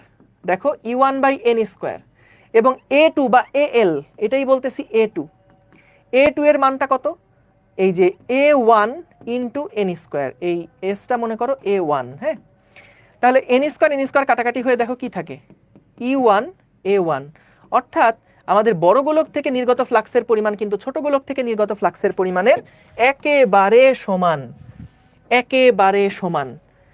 বুঝতে পারছো? সো আমরা যেমনটা দেখছিলাম যে ফ্লাক্সের পরিমাণ তো সেম হওয়ার কথা, আমরা দেখলাম ম্যাথমেটিক্যালিও কিন্তু ফ্লাক্সের পরিমাণটা এক্স্যাক্টলি সেম হচ্ছে। ঠিক আছে, ম্যাথমেটিক্যালিও ফ্লাক্সের পরিমাণটা সেম হচ্ছে, বড় গোলক নাকি ছোট গোলক এর উপরে কিন্তু ডিপেন্ডেন্ট না। এইটা কয়জন বুঝছো? এইটা কয়জন বুঝছো? ঝিকি ঝিকি তাক তাক, ঝিকি ঝিকি তাক, এটা কি বুঝেছো? সাব্বাস, সাব্বাস, good, thank you so much, love you all. যাক, এইটা যেহেতু বুঝছো, এইবার চলো আরেকটু মজার জিনিস দেখে ফেলি। সো এবার আমরা বলছিলাম যে ভাই একটা চক্রাবক্রা ক্ষেত্রের জন্য আসলে ই এর মানটা না সেম হবে। এবার দেখবা মাইন্ডটা না ব্লোন হয়ে যাবে। দাঁড়াও, একটু ধৈর্য ধরো বাচ্চারা। মনে করো এটা একটা ছোট গোলক, বুঝছো? ছোট গোলক, এটার ব্যাসার্ধ হচ্ছে মনে করলাম আর। এখন আমরা একটা ক্ষেত্র নিলাম, বাইরে অন্য একটা ক্ষেত্র নিলাম, বুঝছো? যেই ক্ষেত্রটা হচ্ছে মনে করো এইরকম টাইপের একটা ক্ষেত্র। ঠিক আছে, এইরকম টাইপের একটা ক্ষেত্র, না ওটা প্রায় গোলক মতনই হয়ে গেছে, আর একটু ইয়া করে দিই। হ্যাঁ, সো মনে করো এইরকম টাইপের একটা র্যান্ডম শেপের ক্ষেত্র আমরা নিছি, বুঝছো? এরকম একটা র্যান্ডম শেপের ক্ষেত্র আমরা এখান থেকে নিছি, ধরো এইরকম ভাবে নিছি।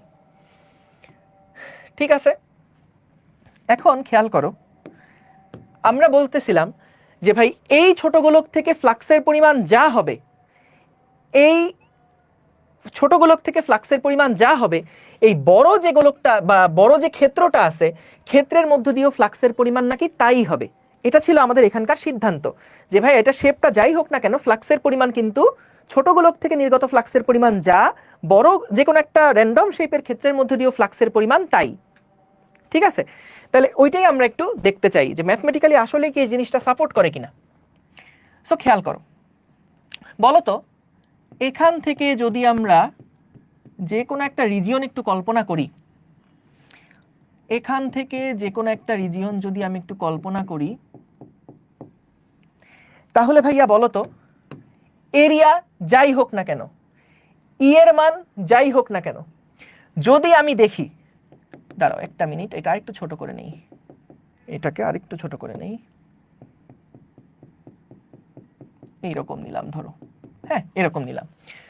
সো আমাদের এখানে এরিয়ার শেপটা যেমনই হোক না কেন, ই এর মানটা যেমনই হোক না কেন, যদি আমি এটা দেখাতে পারি যে ভাইয়া এইটুকুর মধ্য দিয়ে অতিক্রান্ত যে ফ্লাক্স আর এইটুকুর মধ্য দিয়ে অতিক্রান্ত ফ্লাক্স, দুইটা ফ্লাক্সের পরিমাণ সমান, তাহলে বলো তো এইটুকুর মধ্যে দিয়ে অতিক্রান্ত ফ্লাক্স যদি এতখানির মধ্যে দিয়ে অতিক্রান্ত ফ্লাক্সের সমান হয়, তাহলে আমি পরের গুলার জন্যও কি একই জিনিস এক্সপ্লেন করতে পারবো না, যে এখানে এইটুকুর মধ্যে দিয়ে অতিক্রান্ত ফ্লাক্স হচ্ছে এইটুকুর মধ্যে দিয়ে অতিক্রান্ত ফ্লাক্সের সমান, তারপরে ধরো এইটুকুর মধ্যে দিয়ে অতিক্রান্ত ফ্লাক্স হচ্ছে এইটুকুর মধ্যে দিয়ে অতিক্রান্ত ফ্লাক্সের সমান, কথা বুঝছো?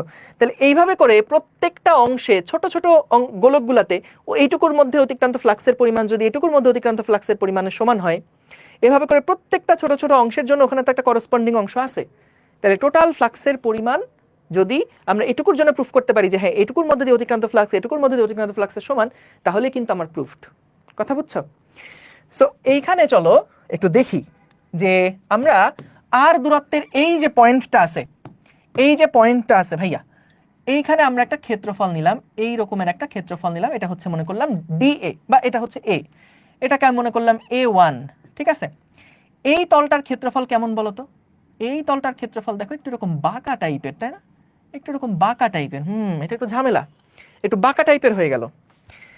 সো এইখান থেকে দেখো বলরেখা যেভাবে বের হবে, এটা আঁকো না, জাস্ট আমি আঁকতেছি, এখান থেকে যে বলরেখাগুলো বের হবে, তাইলে ভাই দেখো তো এর মধ্যে দিয়ে অতিক্রান্ত বলরেখা কিন্তু 90 ডিগ্রি কোণে বের হচ্ছে, কিন্তু বলতো এর মধ্যে দিয়ে অতিক্রান্ত বলরেখা কি ভাইয়া 90 ডিগ্রি কোণে বের হচ্ছে? বলতো এইটুকু ক্ষেত্রের মধ্য দিয়ে এখানে যেমন বলরেখা 90 ডিগ্রিতে বের হয়েছে, এখানে কি বলরেখাগুলো 90 ডিগ্রি কোণে বের হচ্ছে না, তাহলে এইখানে তো ভাই ঝামেলা। কিন্তু দেখো ঝামেলার কোনো কিছু নাই, আমরা যদি তড়িৎ বলরেখার সাথে লম্ব বরাবর ক্ষেত্রফলটাকে নিতে পারি, যেমন দেখো এইটা হচ্ছে মনে করো আমাদের তড়িৎ বলরেখা, এইটা আমাদের তড়িৎ বলরেখা। সো আমরা মনে করো এমন একটা ক্ষেত্র নিলাম, এই রকম টাইপের মনে করো আমরা একটা ক্ষেত্র নিলাম, ঠিক আছে? এরকম টাইপের আমরা একটা ক্ষেত্র নিলাম, যেই ক্ষেত্রটা বলতো আমাদের এই ক্ষেত্রটার সাথে একটা নির্দিষ্ট কোণে আছে, কিন্তু মজার ব্যাপার হচ্ছে দেখো এই ক্ষেত্রটাকে একটু অন্য একটা কালার দিই, একটু অন্য একটা কালার দিই, ধরো এই কালারটা দিই, খেয়াল করো ভাইয়া এই সাদা ক্ষেত্রটার একটা উপাংশ হচ্ছে সবুজ ক্ষেত্রটা, দেখতে একটু ছোট বড় মনে হচ্ছে, আপাতত কনসিডার করো যে এই এটা একটু আনত তল বরাবর আছে, তো এই ক্ষেত্রফলটা অবশ্যই বেশি হবে, বুঝছো? তো এই যে ক্ষেত্রফলটা, সেই ক্ষেত্রফলের একটা উপাংশ হচ্ছে এই সবুজ ক্ষেত্রফলটা, এই ক্ষেত্রফলের একটা উপাংশ হচ্ছে এই সবুজ ক্ষেত্রফলটা। সবুজ ক্ষেত্রফলটা নেওয়ার আমার কারণটা কি? কারণটা হচ্ছে এই সবুজ ক্ষেত্রফলটা দেখো আমাদের ই এর সাথে কিন্তু 90 ডিগ্রি কোণ করে আছে, সবুজ ক্ষেত্রফলটা কিন্তু ই এর সাথে ঠিক 90 ডিগ্রি কোণ করে আছে, বা এই দুইটার মধ্যবর্তী অ্যাঙ্গেলে যে ই এর ডিরেকশন এবং ই এর ডিরেকশন কোন দিকে, ই এর ডিরেকশন যেদিকে, এ এর ডিরেকশনটাও তো সেদিক বরাবর, এটা হলো এ এর ডিরেকশন। সো এইখানে কিন্তু দেখো দুইটার ডিরেকশন একই দিক বরাবর আছে। মনে আছে আমরা যখন ওই যে এফ ডট এস করতাম বল গুণ সরণ, তখন কি করতাম? হয় বল ইন্টু বলের দিকে সরণ অথবা সরণ ইন্টু সরণের দিকে বল, তাই না? সো এইখানে আমরা যেটা করছি যে ই এর দিকে এ কতটুকু আছে, বুঝছো? এরিয়া ভেক্টরটা ই এর দিকে কতটুকু আছে সেইটা নিলেই কিন্তু আমাদের আসলে মূলত ই ডট এ বের করা হয়ে যায়, কথা বুঝছো? ই ডট এ বের করা হয়ে যায়। বলো এইটা কি বুঝছো? যে আমরা যদি আসলে এইটুকু ক্ষেত্রের মধ্য দিয়ে ফ্লাক্স কত বের করতে পারি, সেইটাই কিন্তু এই বাঁকা ক্ষেত্রের মধ্য দিয়ে ফ্লাক্সের সমান, বুঝছো কি বললাম? যাক, ক্লিয়ার হলে ভেরি গুড। তাহলে এইবার আসো একেবারে আগের মতনই প্রমাণটা, এইটা যদি মনে করো দূরত্ব এইটুকু ধরলাম আর, এই ব্যাসার্ধ তো আর ধরছিলাম, মনে করো এখান থেকে এই পর্যন্ত দূরত্ব হচ্ছে গিয়ে এন আর, বলো তো এই অংশটা একটা কোণের মতন হয়ে গেছে না? এই অংশটা কি একটা দেখতে কোণের মতন হয়ে গেছে না? এই অংশটা একটা কোণ আইসক্রিমের অংশ হয়ে গেছে না? এই যে এইটা একটা, এইটা একটা, তো আমি যদি এটাকে একটু এভাবে আঁকতে পারি, দেখো এটা হচ্ছে একটা বড় ক্ষেত্রফল, এইটা হচ্ছে একটা ছোট ক্ষেত্রফল। তো এখান থেকে এইটুকু পর্যন্ত দূরত্ব হচ্ছে আর, আর এখান থেকে এইটুকু পর্যন্ত দূরত্ব হচ্ছে এন আর। তাহলে আমাদের এই পয়েন্টের প্রাবল্য হচ্ছে মনে করলাম E1, এই পয়েন্টের প্রাবল্য হচ্ছে মনে করলাম E2। সো E1 সমান সমান 1/4 pi epsilon naught Q divided by R square, এবং E2 সমান সমান 1/4 pi epsilon naught Q divided by N square R square, যার মানে আসছে E1/n স্কোয়ার। আর ক্ষেত্রফলটা যদি নাও A1 সমান সমান হচ্ছে 4 পাই আর স্কোয়ার, এর যে মানটা বা এটার ক্ষেত্রফলের মানটা একেবারে আগের মতনই হবে, যে A2 যেটা মানে 2 নাম্বার যে ক্ষেত্রফলটা সেটা হচ্ছে n ইন্টু, বা তুমি ক্ষেত্রফলটা এভাবেই চিন্তা করো যে আমাদের এইটুকুর ক্ষেত্রফলের মান কত, এই যে গোলকটা একটা ছোট্ট বৃত্তাকার অংশ নিছো, এই বৃত্তাকার অংশের ক্ষেত্রফলটা কত, পাই ইন্টু আর স্কোয়ার না? আর যেটা এন আর দূরত্বে আছে, যেটা হচ্ছে এন আর দূরত্বে আছে, সেইটার যে ইয়াটা হবে, ক্ষেত্রফলটা হবে, সেই ক্ষেত্রফলটা কত হবে, pi into N R square. So ultimately আমরা কিন্তু এখানকার এরিয়া যা হবে, এখানকার এরিয়া কিন্তু হবে তার থেকে এন স্কোয়ার গুণ বড়। ঠিক আছে, এন স্কোয়ার গুণ বড়। তাহলে তো হয়েই গেল এই পয়েন্টের যে ফ্লাক্স, সেই ফ্লাক্স সমান সমান হচ্ছে ই ডট এ যদি হয়, এই পয়েন্টের ফ্লাক্স কত হবে, ফাই সমান সমান E divided by N square. প্রাবল্যটা এন স্কোয়ার গুণ কমবে, কিন্তু এরিয়াটা কত গুণ বাড়বে, এন স্কোয়ার গুণ বাড়বে। তাহলে এন স্কোয়ার কাটাকাটি হয়ে গেলে ই আর এই কিন্তু থাকছে ফ্লাক্সের পরিমাণ। তাহলে বুঝতে পারছো যে আমাদের বাঁকা ক্ষেত্র হলেও, যদি ক্ষেত্রফলটা বাঁকানোও হয়, তাহলেও কিন্তু ফাইয়ের পরিমাণ বাঁকা ক্ষেত্রফলের মধ্য দিয়ে যা হচ্ছে, এই ছোট ক্ষেত্রফলের মধ্য দিয়েও ফাইয়ের পরিমাণ এক্স্যাক্টলি তাই হচ্ছে। বুঝছো? ঠিক আছে, ওকে, ঠিক আছে। সো এই ক্ষেত্রফল আশা করি এটা বুঝছো কেন এ থেকে এন স্কোয়ার এ হলো। জাস্ট নর্মাল জ্যামিতি, যে আর দূরত্বের এইটুকু যদি যা হবে, যদি আমি এটাকে এন গুণ লম্বা করি, তাহলে এই দূরত্বটা ব্যাসার্ধটাও কিন্তু এন গুণ বাড়বে। তো তাহলে যদি এন গুণ বাড়ে, তাহলে এখানে ক্ষেত্রফল যা হবে, ব্যাসার্ধ এন গুণ বাড়লে এন স্কোয়ার এ হবে। ওকে ওকে, সো তাহলে আশা করি বুঝতে পারছো যে আমাদের এইরকম বাঁকা ক্ষেত্রফল হলেও কেন ফ্লাক্স এক্স্যাক্টলি ম্যাথমেটিক্যালিও সেম হবে, ফ্লাক্সটাও কিন্তু ম্যাথমেটিক্যালি সেম হবে। হ্যাঁ, এটা নোটে রাখতে পারো, নোটে রাখতে পারো, এটা নোটে রাখতে পারো। চার্জ ইলেকট্রিক ফিল্ডের বাইরে রাখা যায় না, আমরা রাখছিলাম তো আগে, কিন্তু রাখছিলাম। যাক, বুঝছি, ভেরি গুড। হ্যাঁ, যদি দিব্যরয়, যদি ই সাইন থিটা পৃষ্ঠে লেগে যেত, ওইটার জন্য কি আমাদের কোনো ফ্লাক্স পাওয়া যেত বলো তো? যেই তড়িৎ ক্ষেত্রটা একদম আমাদের তল বরাবর আছে, সেইটার জন্য থিটার মান 0 ডিগ্রি না, তো সেখানে তো কোনো ফ্লাক্স আমরা পেতাম না। ঠিক আছে ভাইয়া, তার মানে এটুকু একদম পুরা ক্লিয়ার, একেবারে স্বচ্ছ ক্রিস্টাল ক্লিয়ার হওয়ার কথা, যে আমরা তাহলে ভিতরে যদি কোনো চার্জ থাকে, সেটা যে কোনো ক্ষেত্রই হোক না কেন, মজার ব্যাপার হচ্ছে যে কোনো ক্ষেত্রই হোক না কেন, আমাদের তড়িৎ ফ্লাক্স, টোটাল তড়িৎ ফ্লাক্স, এটা কিন্তু শেপের উপরে ডিপেন্ড করে না, এইটা পুরাটা ডিপেন্ড করছে কতটুকু চার্জ আবদ্ধ আছে ডিভাইডেড বাই এপসাইলন নটের উপরে। ঠিক আছে, গুড। তাহলে এবার আসো একটা দুইটা ম্যাথ প্রবলেম একটু দেখে ফেলি। সাপোজ আমাদেরকে বলল যে ভাই এই রকম টাইপের একটা র্যান্ডম শেপের বস্তু আছে, এইখানে ভিতরে এই জায়গাতে আছে হচ্ছে +6 কুলম্ব, এইখানে আছে হচ্ছে -2 কুলম্ব, এইখানে আছে হচ্ছে +4 কুলম্ব বা +5 কুলম্ব, বাইরে আছে হচ্ছে +3 কুলম্ব, এইখানে আছে হচ্ছে -2 কুলম্ব। তাহলে এই ক্ষেত্রের মধ্য দিয়ে টোটাল ফ্লাক্স কত হবে বের করো, এই ক্ষেত্রের মধ্য দিয়ে টোটাল ফ্লাক্স কত হবে বের করো। তাহলে দেখো টোটাল ফ্লাক্সের যে পরিমাণ, টোটাল ফ্লাক্সের যে পরিমাণ, আমাকে কিন্তু এখানে আলাদা করে ওই ই ডট ডি এভাবে করে হিসাব করে ইন্টিগ্রেশন করে করতে যাওয়া দরকার নাই। আমি যদি এখন এখানে এই ই ডট দিয়ে করতে যাই, তাহলে কি ভাই আর মানে সম্ভব বলো তো? কারণ এখানে এই পয়েন্টের যে ই হবে, এই পয়েন্টের যে ই হবে, এই পয়েন্টের যে ই হবে, প্রত্যেকটা পয়েন্টের ই কি ভাই একই রকম? না। আবার প্রত্যেকটা পয়েন্টের ধরো ই হচ্ছে এই দিক বরাবর, ক্ষেত্রফল ভেক্টর এই দিক বরাবর, এক এক পয়েন্টের থিটা কি এক এক দিকে না?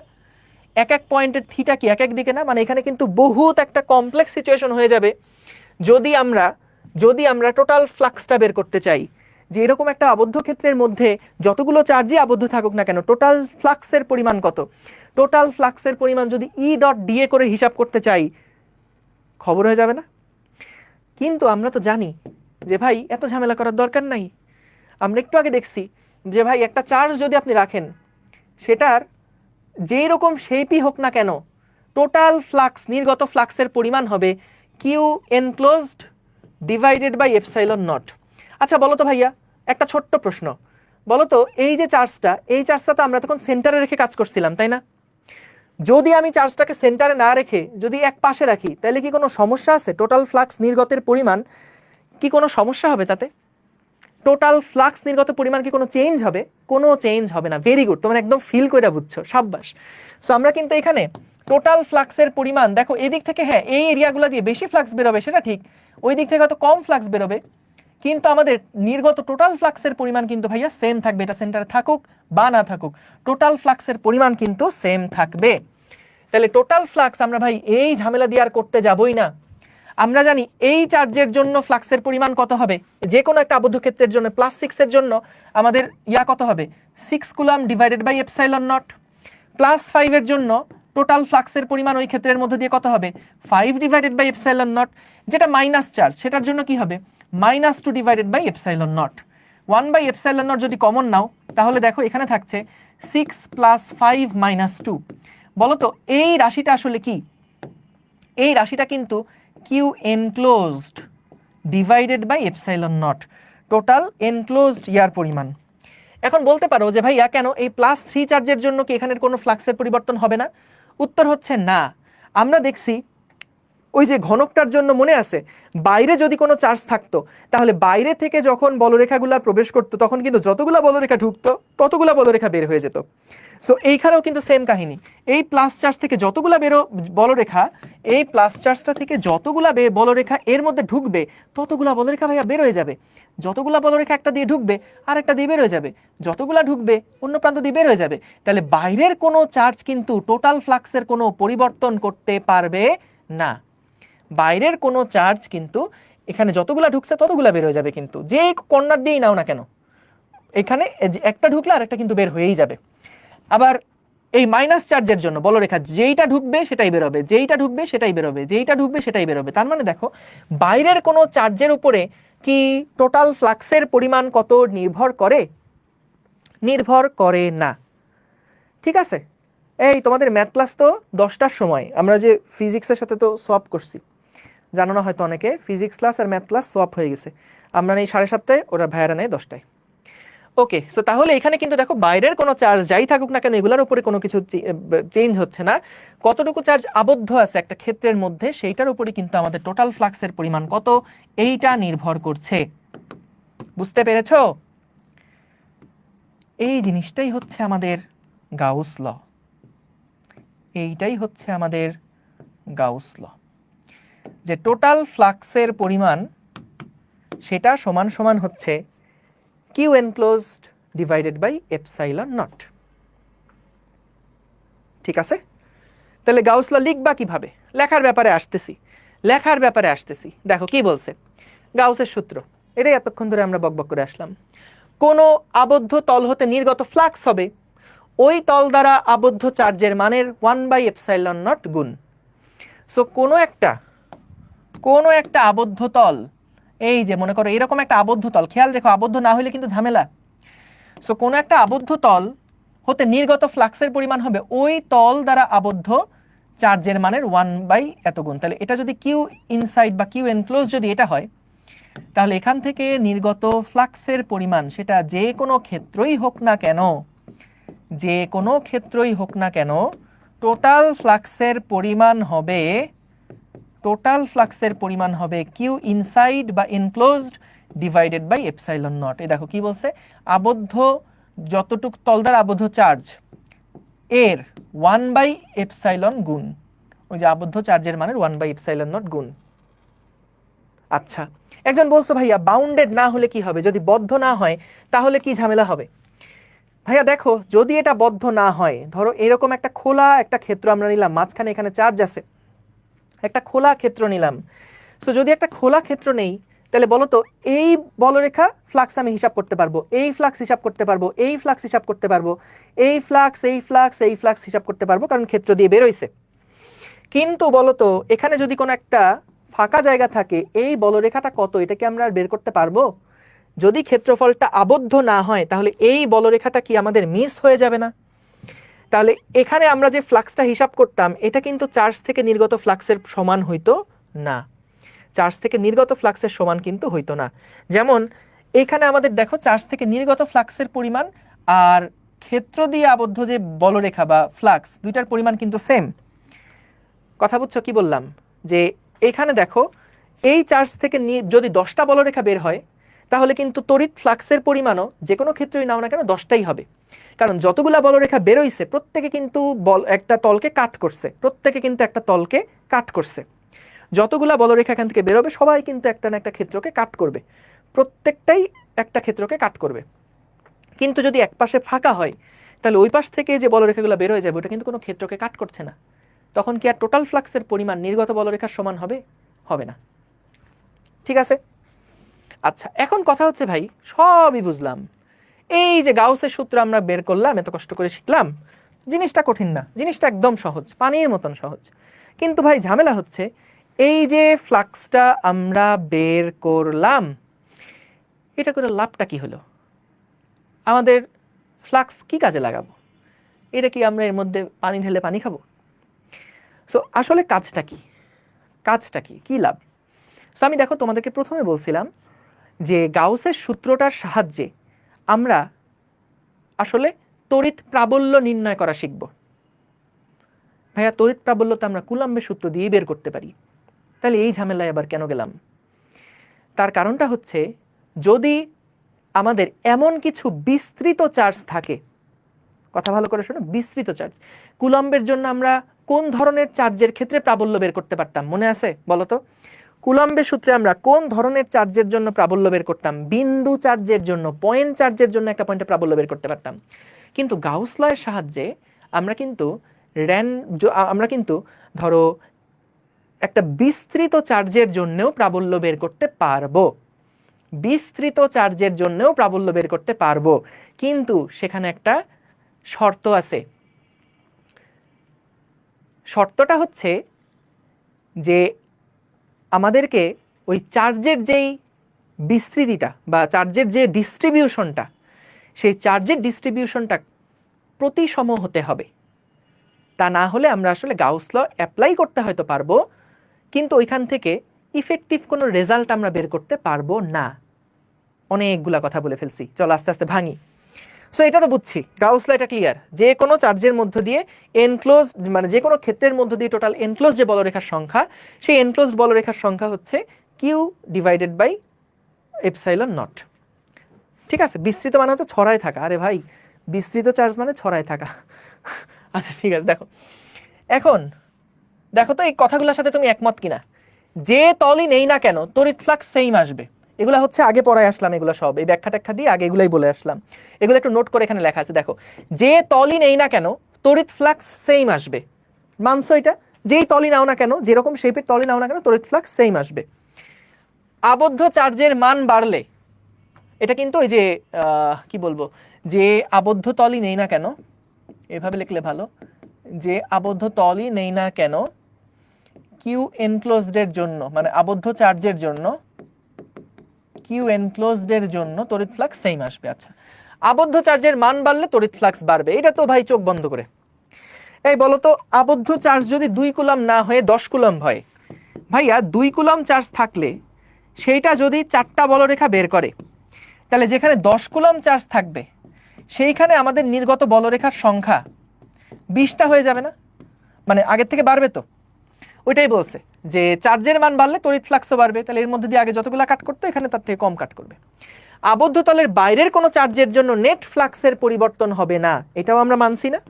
এটাও কিন্তু আমরা দেখছি যে আবদ্ধ তলের বাইরের কোনো চার্জের জন্য নেট ফ্লাক্সের কোনো পরিবর্তন হবে না। মোট তড়িৎ ফ্লাক্স হিসাব করতে গেলে অবশ্যই তল আবদ্ধ হতে হবে। মোট তড়িৎ ফ্লাক্স যদি হিসাব করতে চাই তাহলে তল আবদ্ধ হতে হবে, এটাও দেখা হয়ে গেছে। তল যদি ফাঁকা থাকে কোনো জায়গায় তাহলে কি আমরা মোট তড়িৎ ফ্লাক্স হিসাব করতে পারবো? পারবো না। সো চার্জ থেকে নির্গত মোট বলরেখা যদি বের করতে চাই বা তড়িৎ ফ্লাক্স যদি বের করতে চাই তাহলে কিন্তু আমাদের অবশ্যই তল দ্বারা আবদ্ধ হতে হবে। সো এই কয়েকটা কথা, এগুলোই আমরা আগে আলোচনা করছি, আশা করি বুঝছো। আচ্ছা, আমরা গাউস ল এর অ্যাপ্লিকেশনের মধ্যে ঢুকবো তার আগে কিছু ছোটখাটো প্রশ্ন যেগুলো আমাদের ফ্লাক্স রিলেটেড কথাবার্তা। সো এখানে বলছে দেখো, একটা ঘনকের মধ্যবিন্দুতে কিউ পরিমাণ চার্জ রাখা আছে, তাহলে প্রত্যেক তল দিয়ে নির্গত ফ্লাক্সের পরিমাণ কত হবে? একদম সহজ প্রশ্ন, এগুলো অবজেক্টিভে পাবা, ইঞ্জিনিয়ারিং অবজেক্টিভে এরকম টাইপের প্রশ্ন দিয়ে দেয়, খেয়াল রেখো। একটা ঘনকের মধ্যবিন্দু, মনে করো এইটা হচ্ছে একটা ঘনক, এইটা হচ্ছে মনে করো আমাদের একটা ঘনক। এই ঘনকের মধ্যবিন্দু মানে এইরকম একটা জায়গাতে, এইরকম একটা জায়গায় মনে করো আমাদের একটা চার্জ আছে, ঠিক আছে? ঘনকের মধ্যবিন্দু মানে হচ্ছে এইখানে আমাদের একটা প্লাস কিউ পরিমাণের চার্জ রাখা আছে।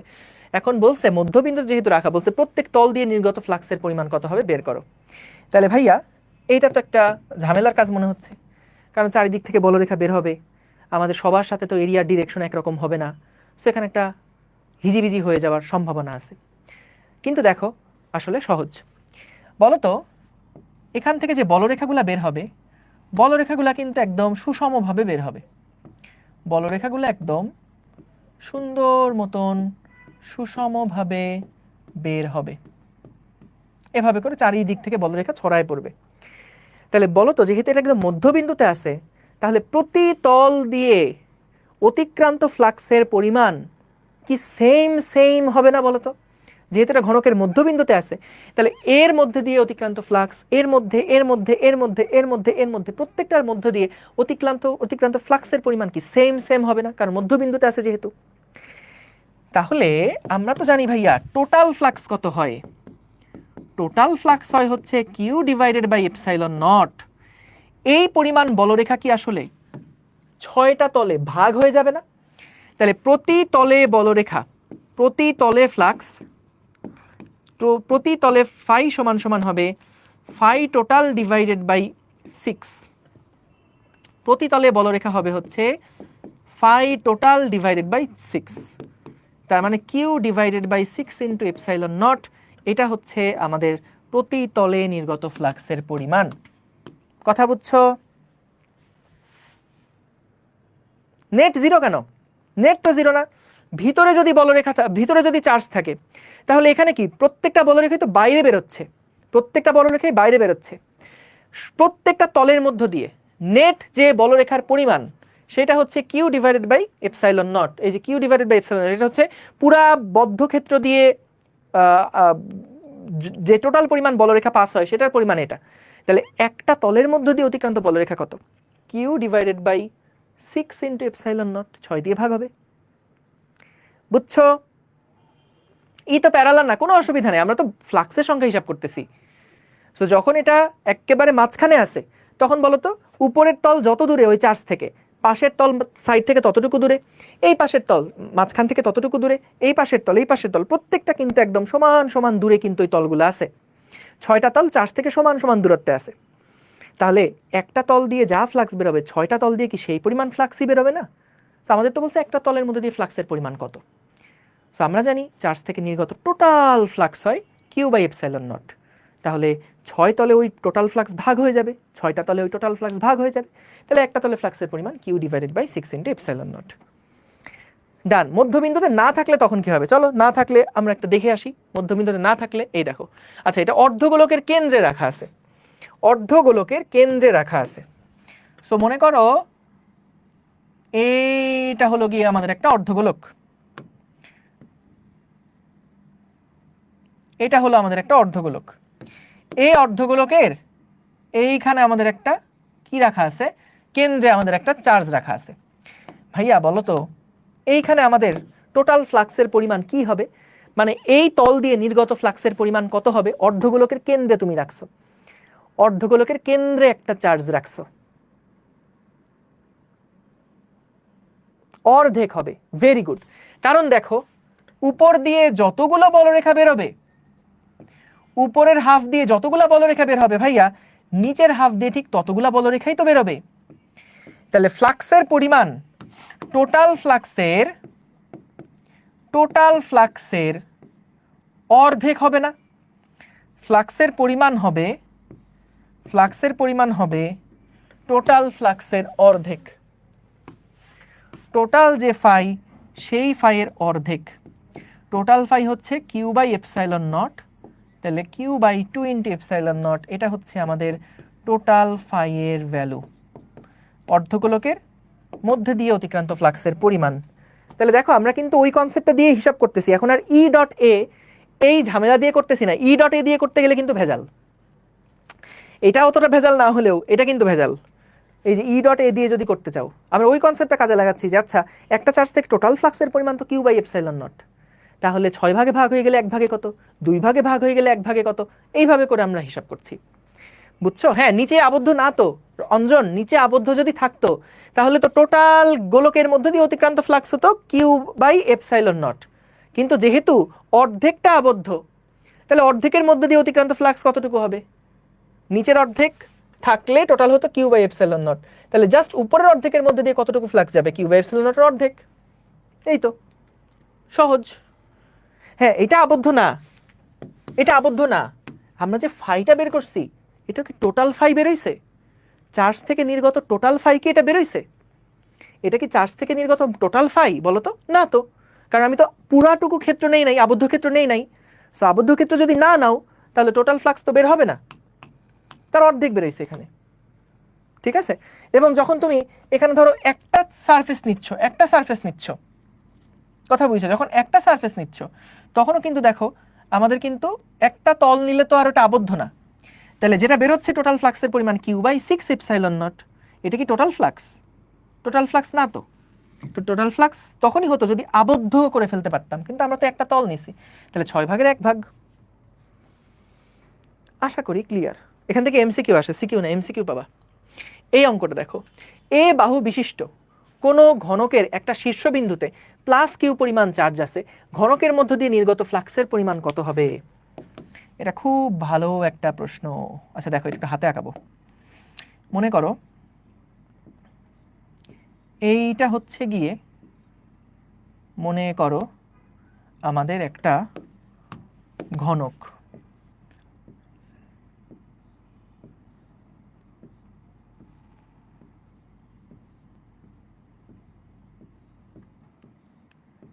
হ্যাঁ মনে করো কোনো একটা চার্জ এই ঘনকের এই জায়গাতে আছে ভাইয়া, বুঝছো? এই জায়গাতে মনে করো একটা চার্জ আছে, কি বলছে? এ বাহু বিশিষ্ট, প্রত্যেকটার বাহু মনে করো এ বাহু বিশিষ্ট কোনো ঘনকের শীর্ষবিন্দু, এই যে এটা একটা শীর্ষবিন্দু, এই শীর্ষবিন্দুতে আমাদের কিউ পরিমাণ চার্জ রাখা আছে, তাহলে ঘনকের মধ্য দিয়ে নির্গত ফ্লাক্সের পরিমাণ কত হবে? বলো এটা কত হবে? দেখো আমরা এই চারিদিকে তো বলরেখা বের হয়ে যাবে, তাই না? এবার একটা কাজ করি, আমরা ঠিক এ বাহু বিশিষ্ট আরো কতগুলা ঘনক একটু এঁকে ফেলি। এ পাশে একটা দিলাম, ধরো এ পাশে আরেকটা দিলাম, এই দুইটা হচ্ছে সামনের তল, এইটা হচ্ছে মনে করো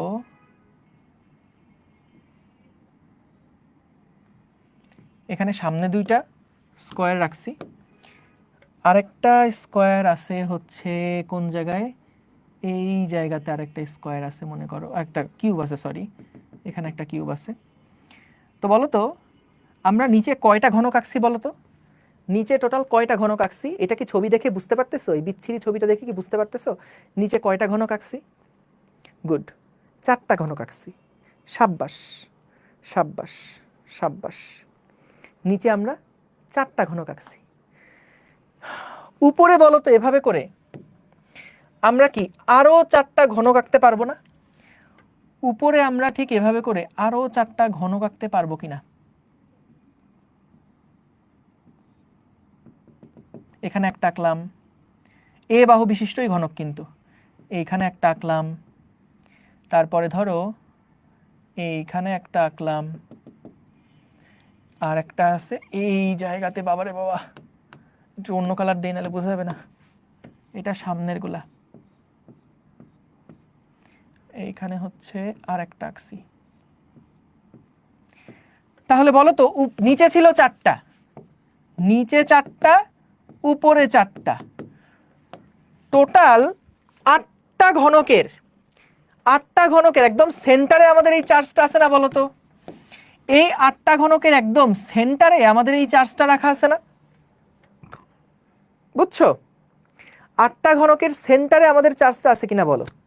আমাদেরকে বলছে এ বাহু বিশিষ্ট কোনো একটা ঘনকের শীর্ষবিন্দুতে কিউ চার্জ থাকলে ঘনকের মধ্য দিয়ে নির্গত ফ্লাক্সের পরিমাণ কত হবে। তাহলে এখানে যেহেতু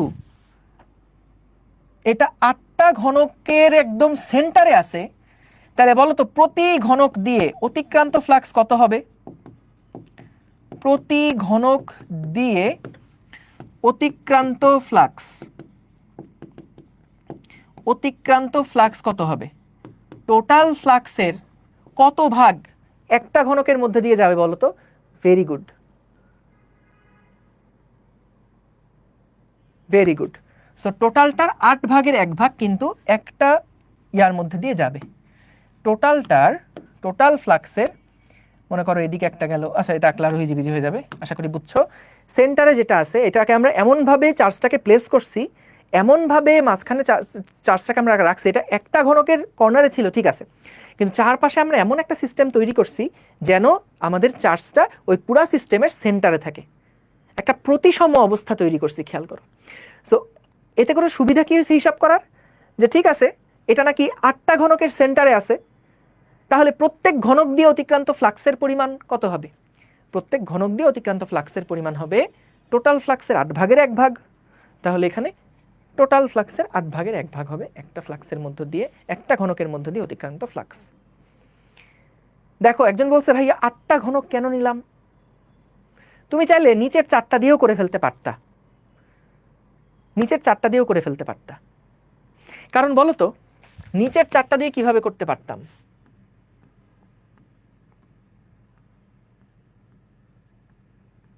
এইখানে মনে করো আমাদের একটা চার্জ আছে, এই পাশে আমরা একটা আঁকছিলাম,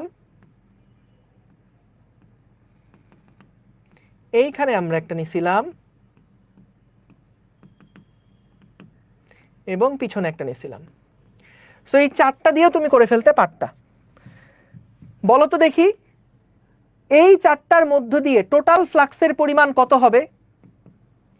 টোটাল ফ্লাক্সের পরিমাণ কি অর্ধেক হবে না বলো তো?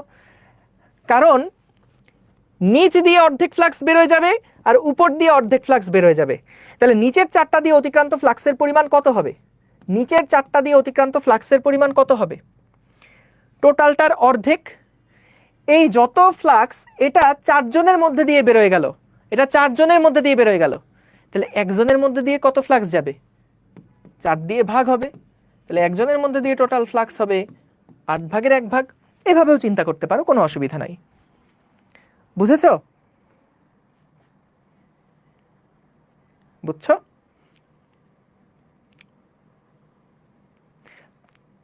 ঠিক আছে। তল বললে একটু ক্যালকুলেট করা এখানে ঝামেলা, কারণ আমাদের ওটা তো আর সিমেট্রিক থাকছে না তলের সাপেক্ষে, ঘনকের সাপেক্ষে ওই পয়েন্টটা সিমেট্রিক, কিন্তু তলের সাপেক্ষে তো আর সিমেট্রিক না, সেই কারণে ওইটা বের করা টাফ। আর একটা প্রবলেম দেই, তোমরা এবার নিজেরা করো তো দেখি। এই যে শেডেড পোর্শন যেটা আছে এর মধ্যে দিয়ে অতিক্রান্ত ফ্লাক্স কত হবে বের করবা তো? শেডেড পোর্শন যেটা, মানে এই যে শেডেড পোর্শনটা, শেডেড পোর্শন বুঝতে পারছো তো? এইটুকুর মধ্যে দিয়ে অতিক্রান্ত ফ্লাক্স কত হবে বের করো তো দেখি। চার্জটা একদম সেন্টারে আছে, চার্জটা একেবারে সেন্টারে আছে,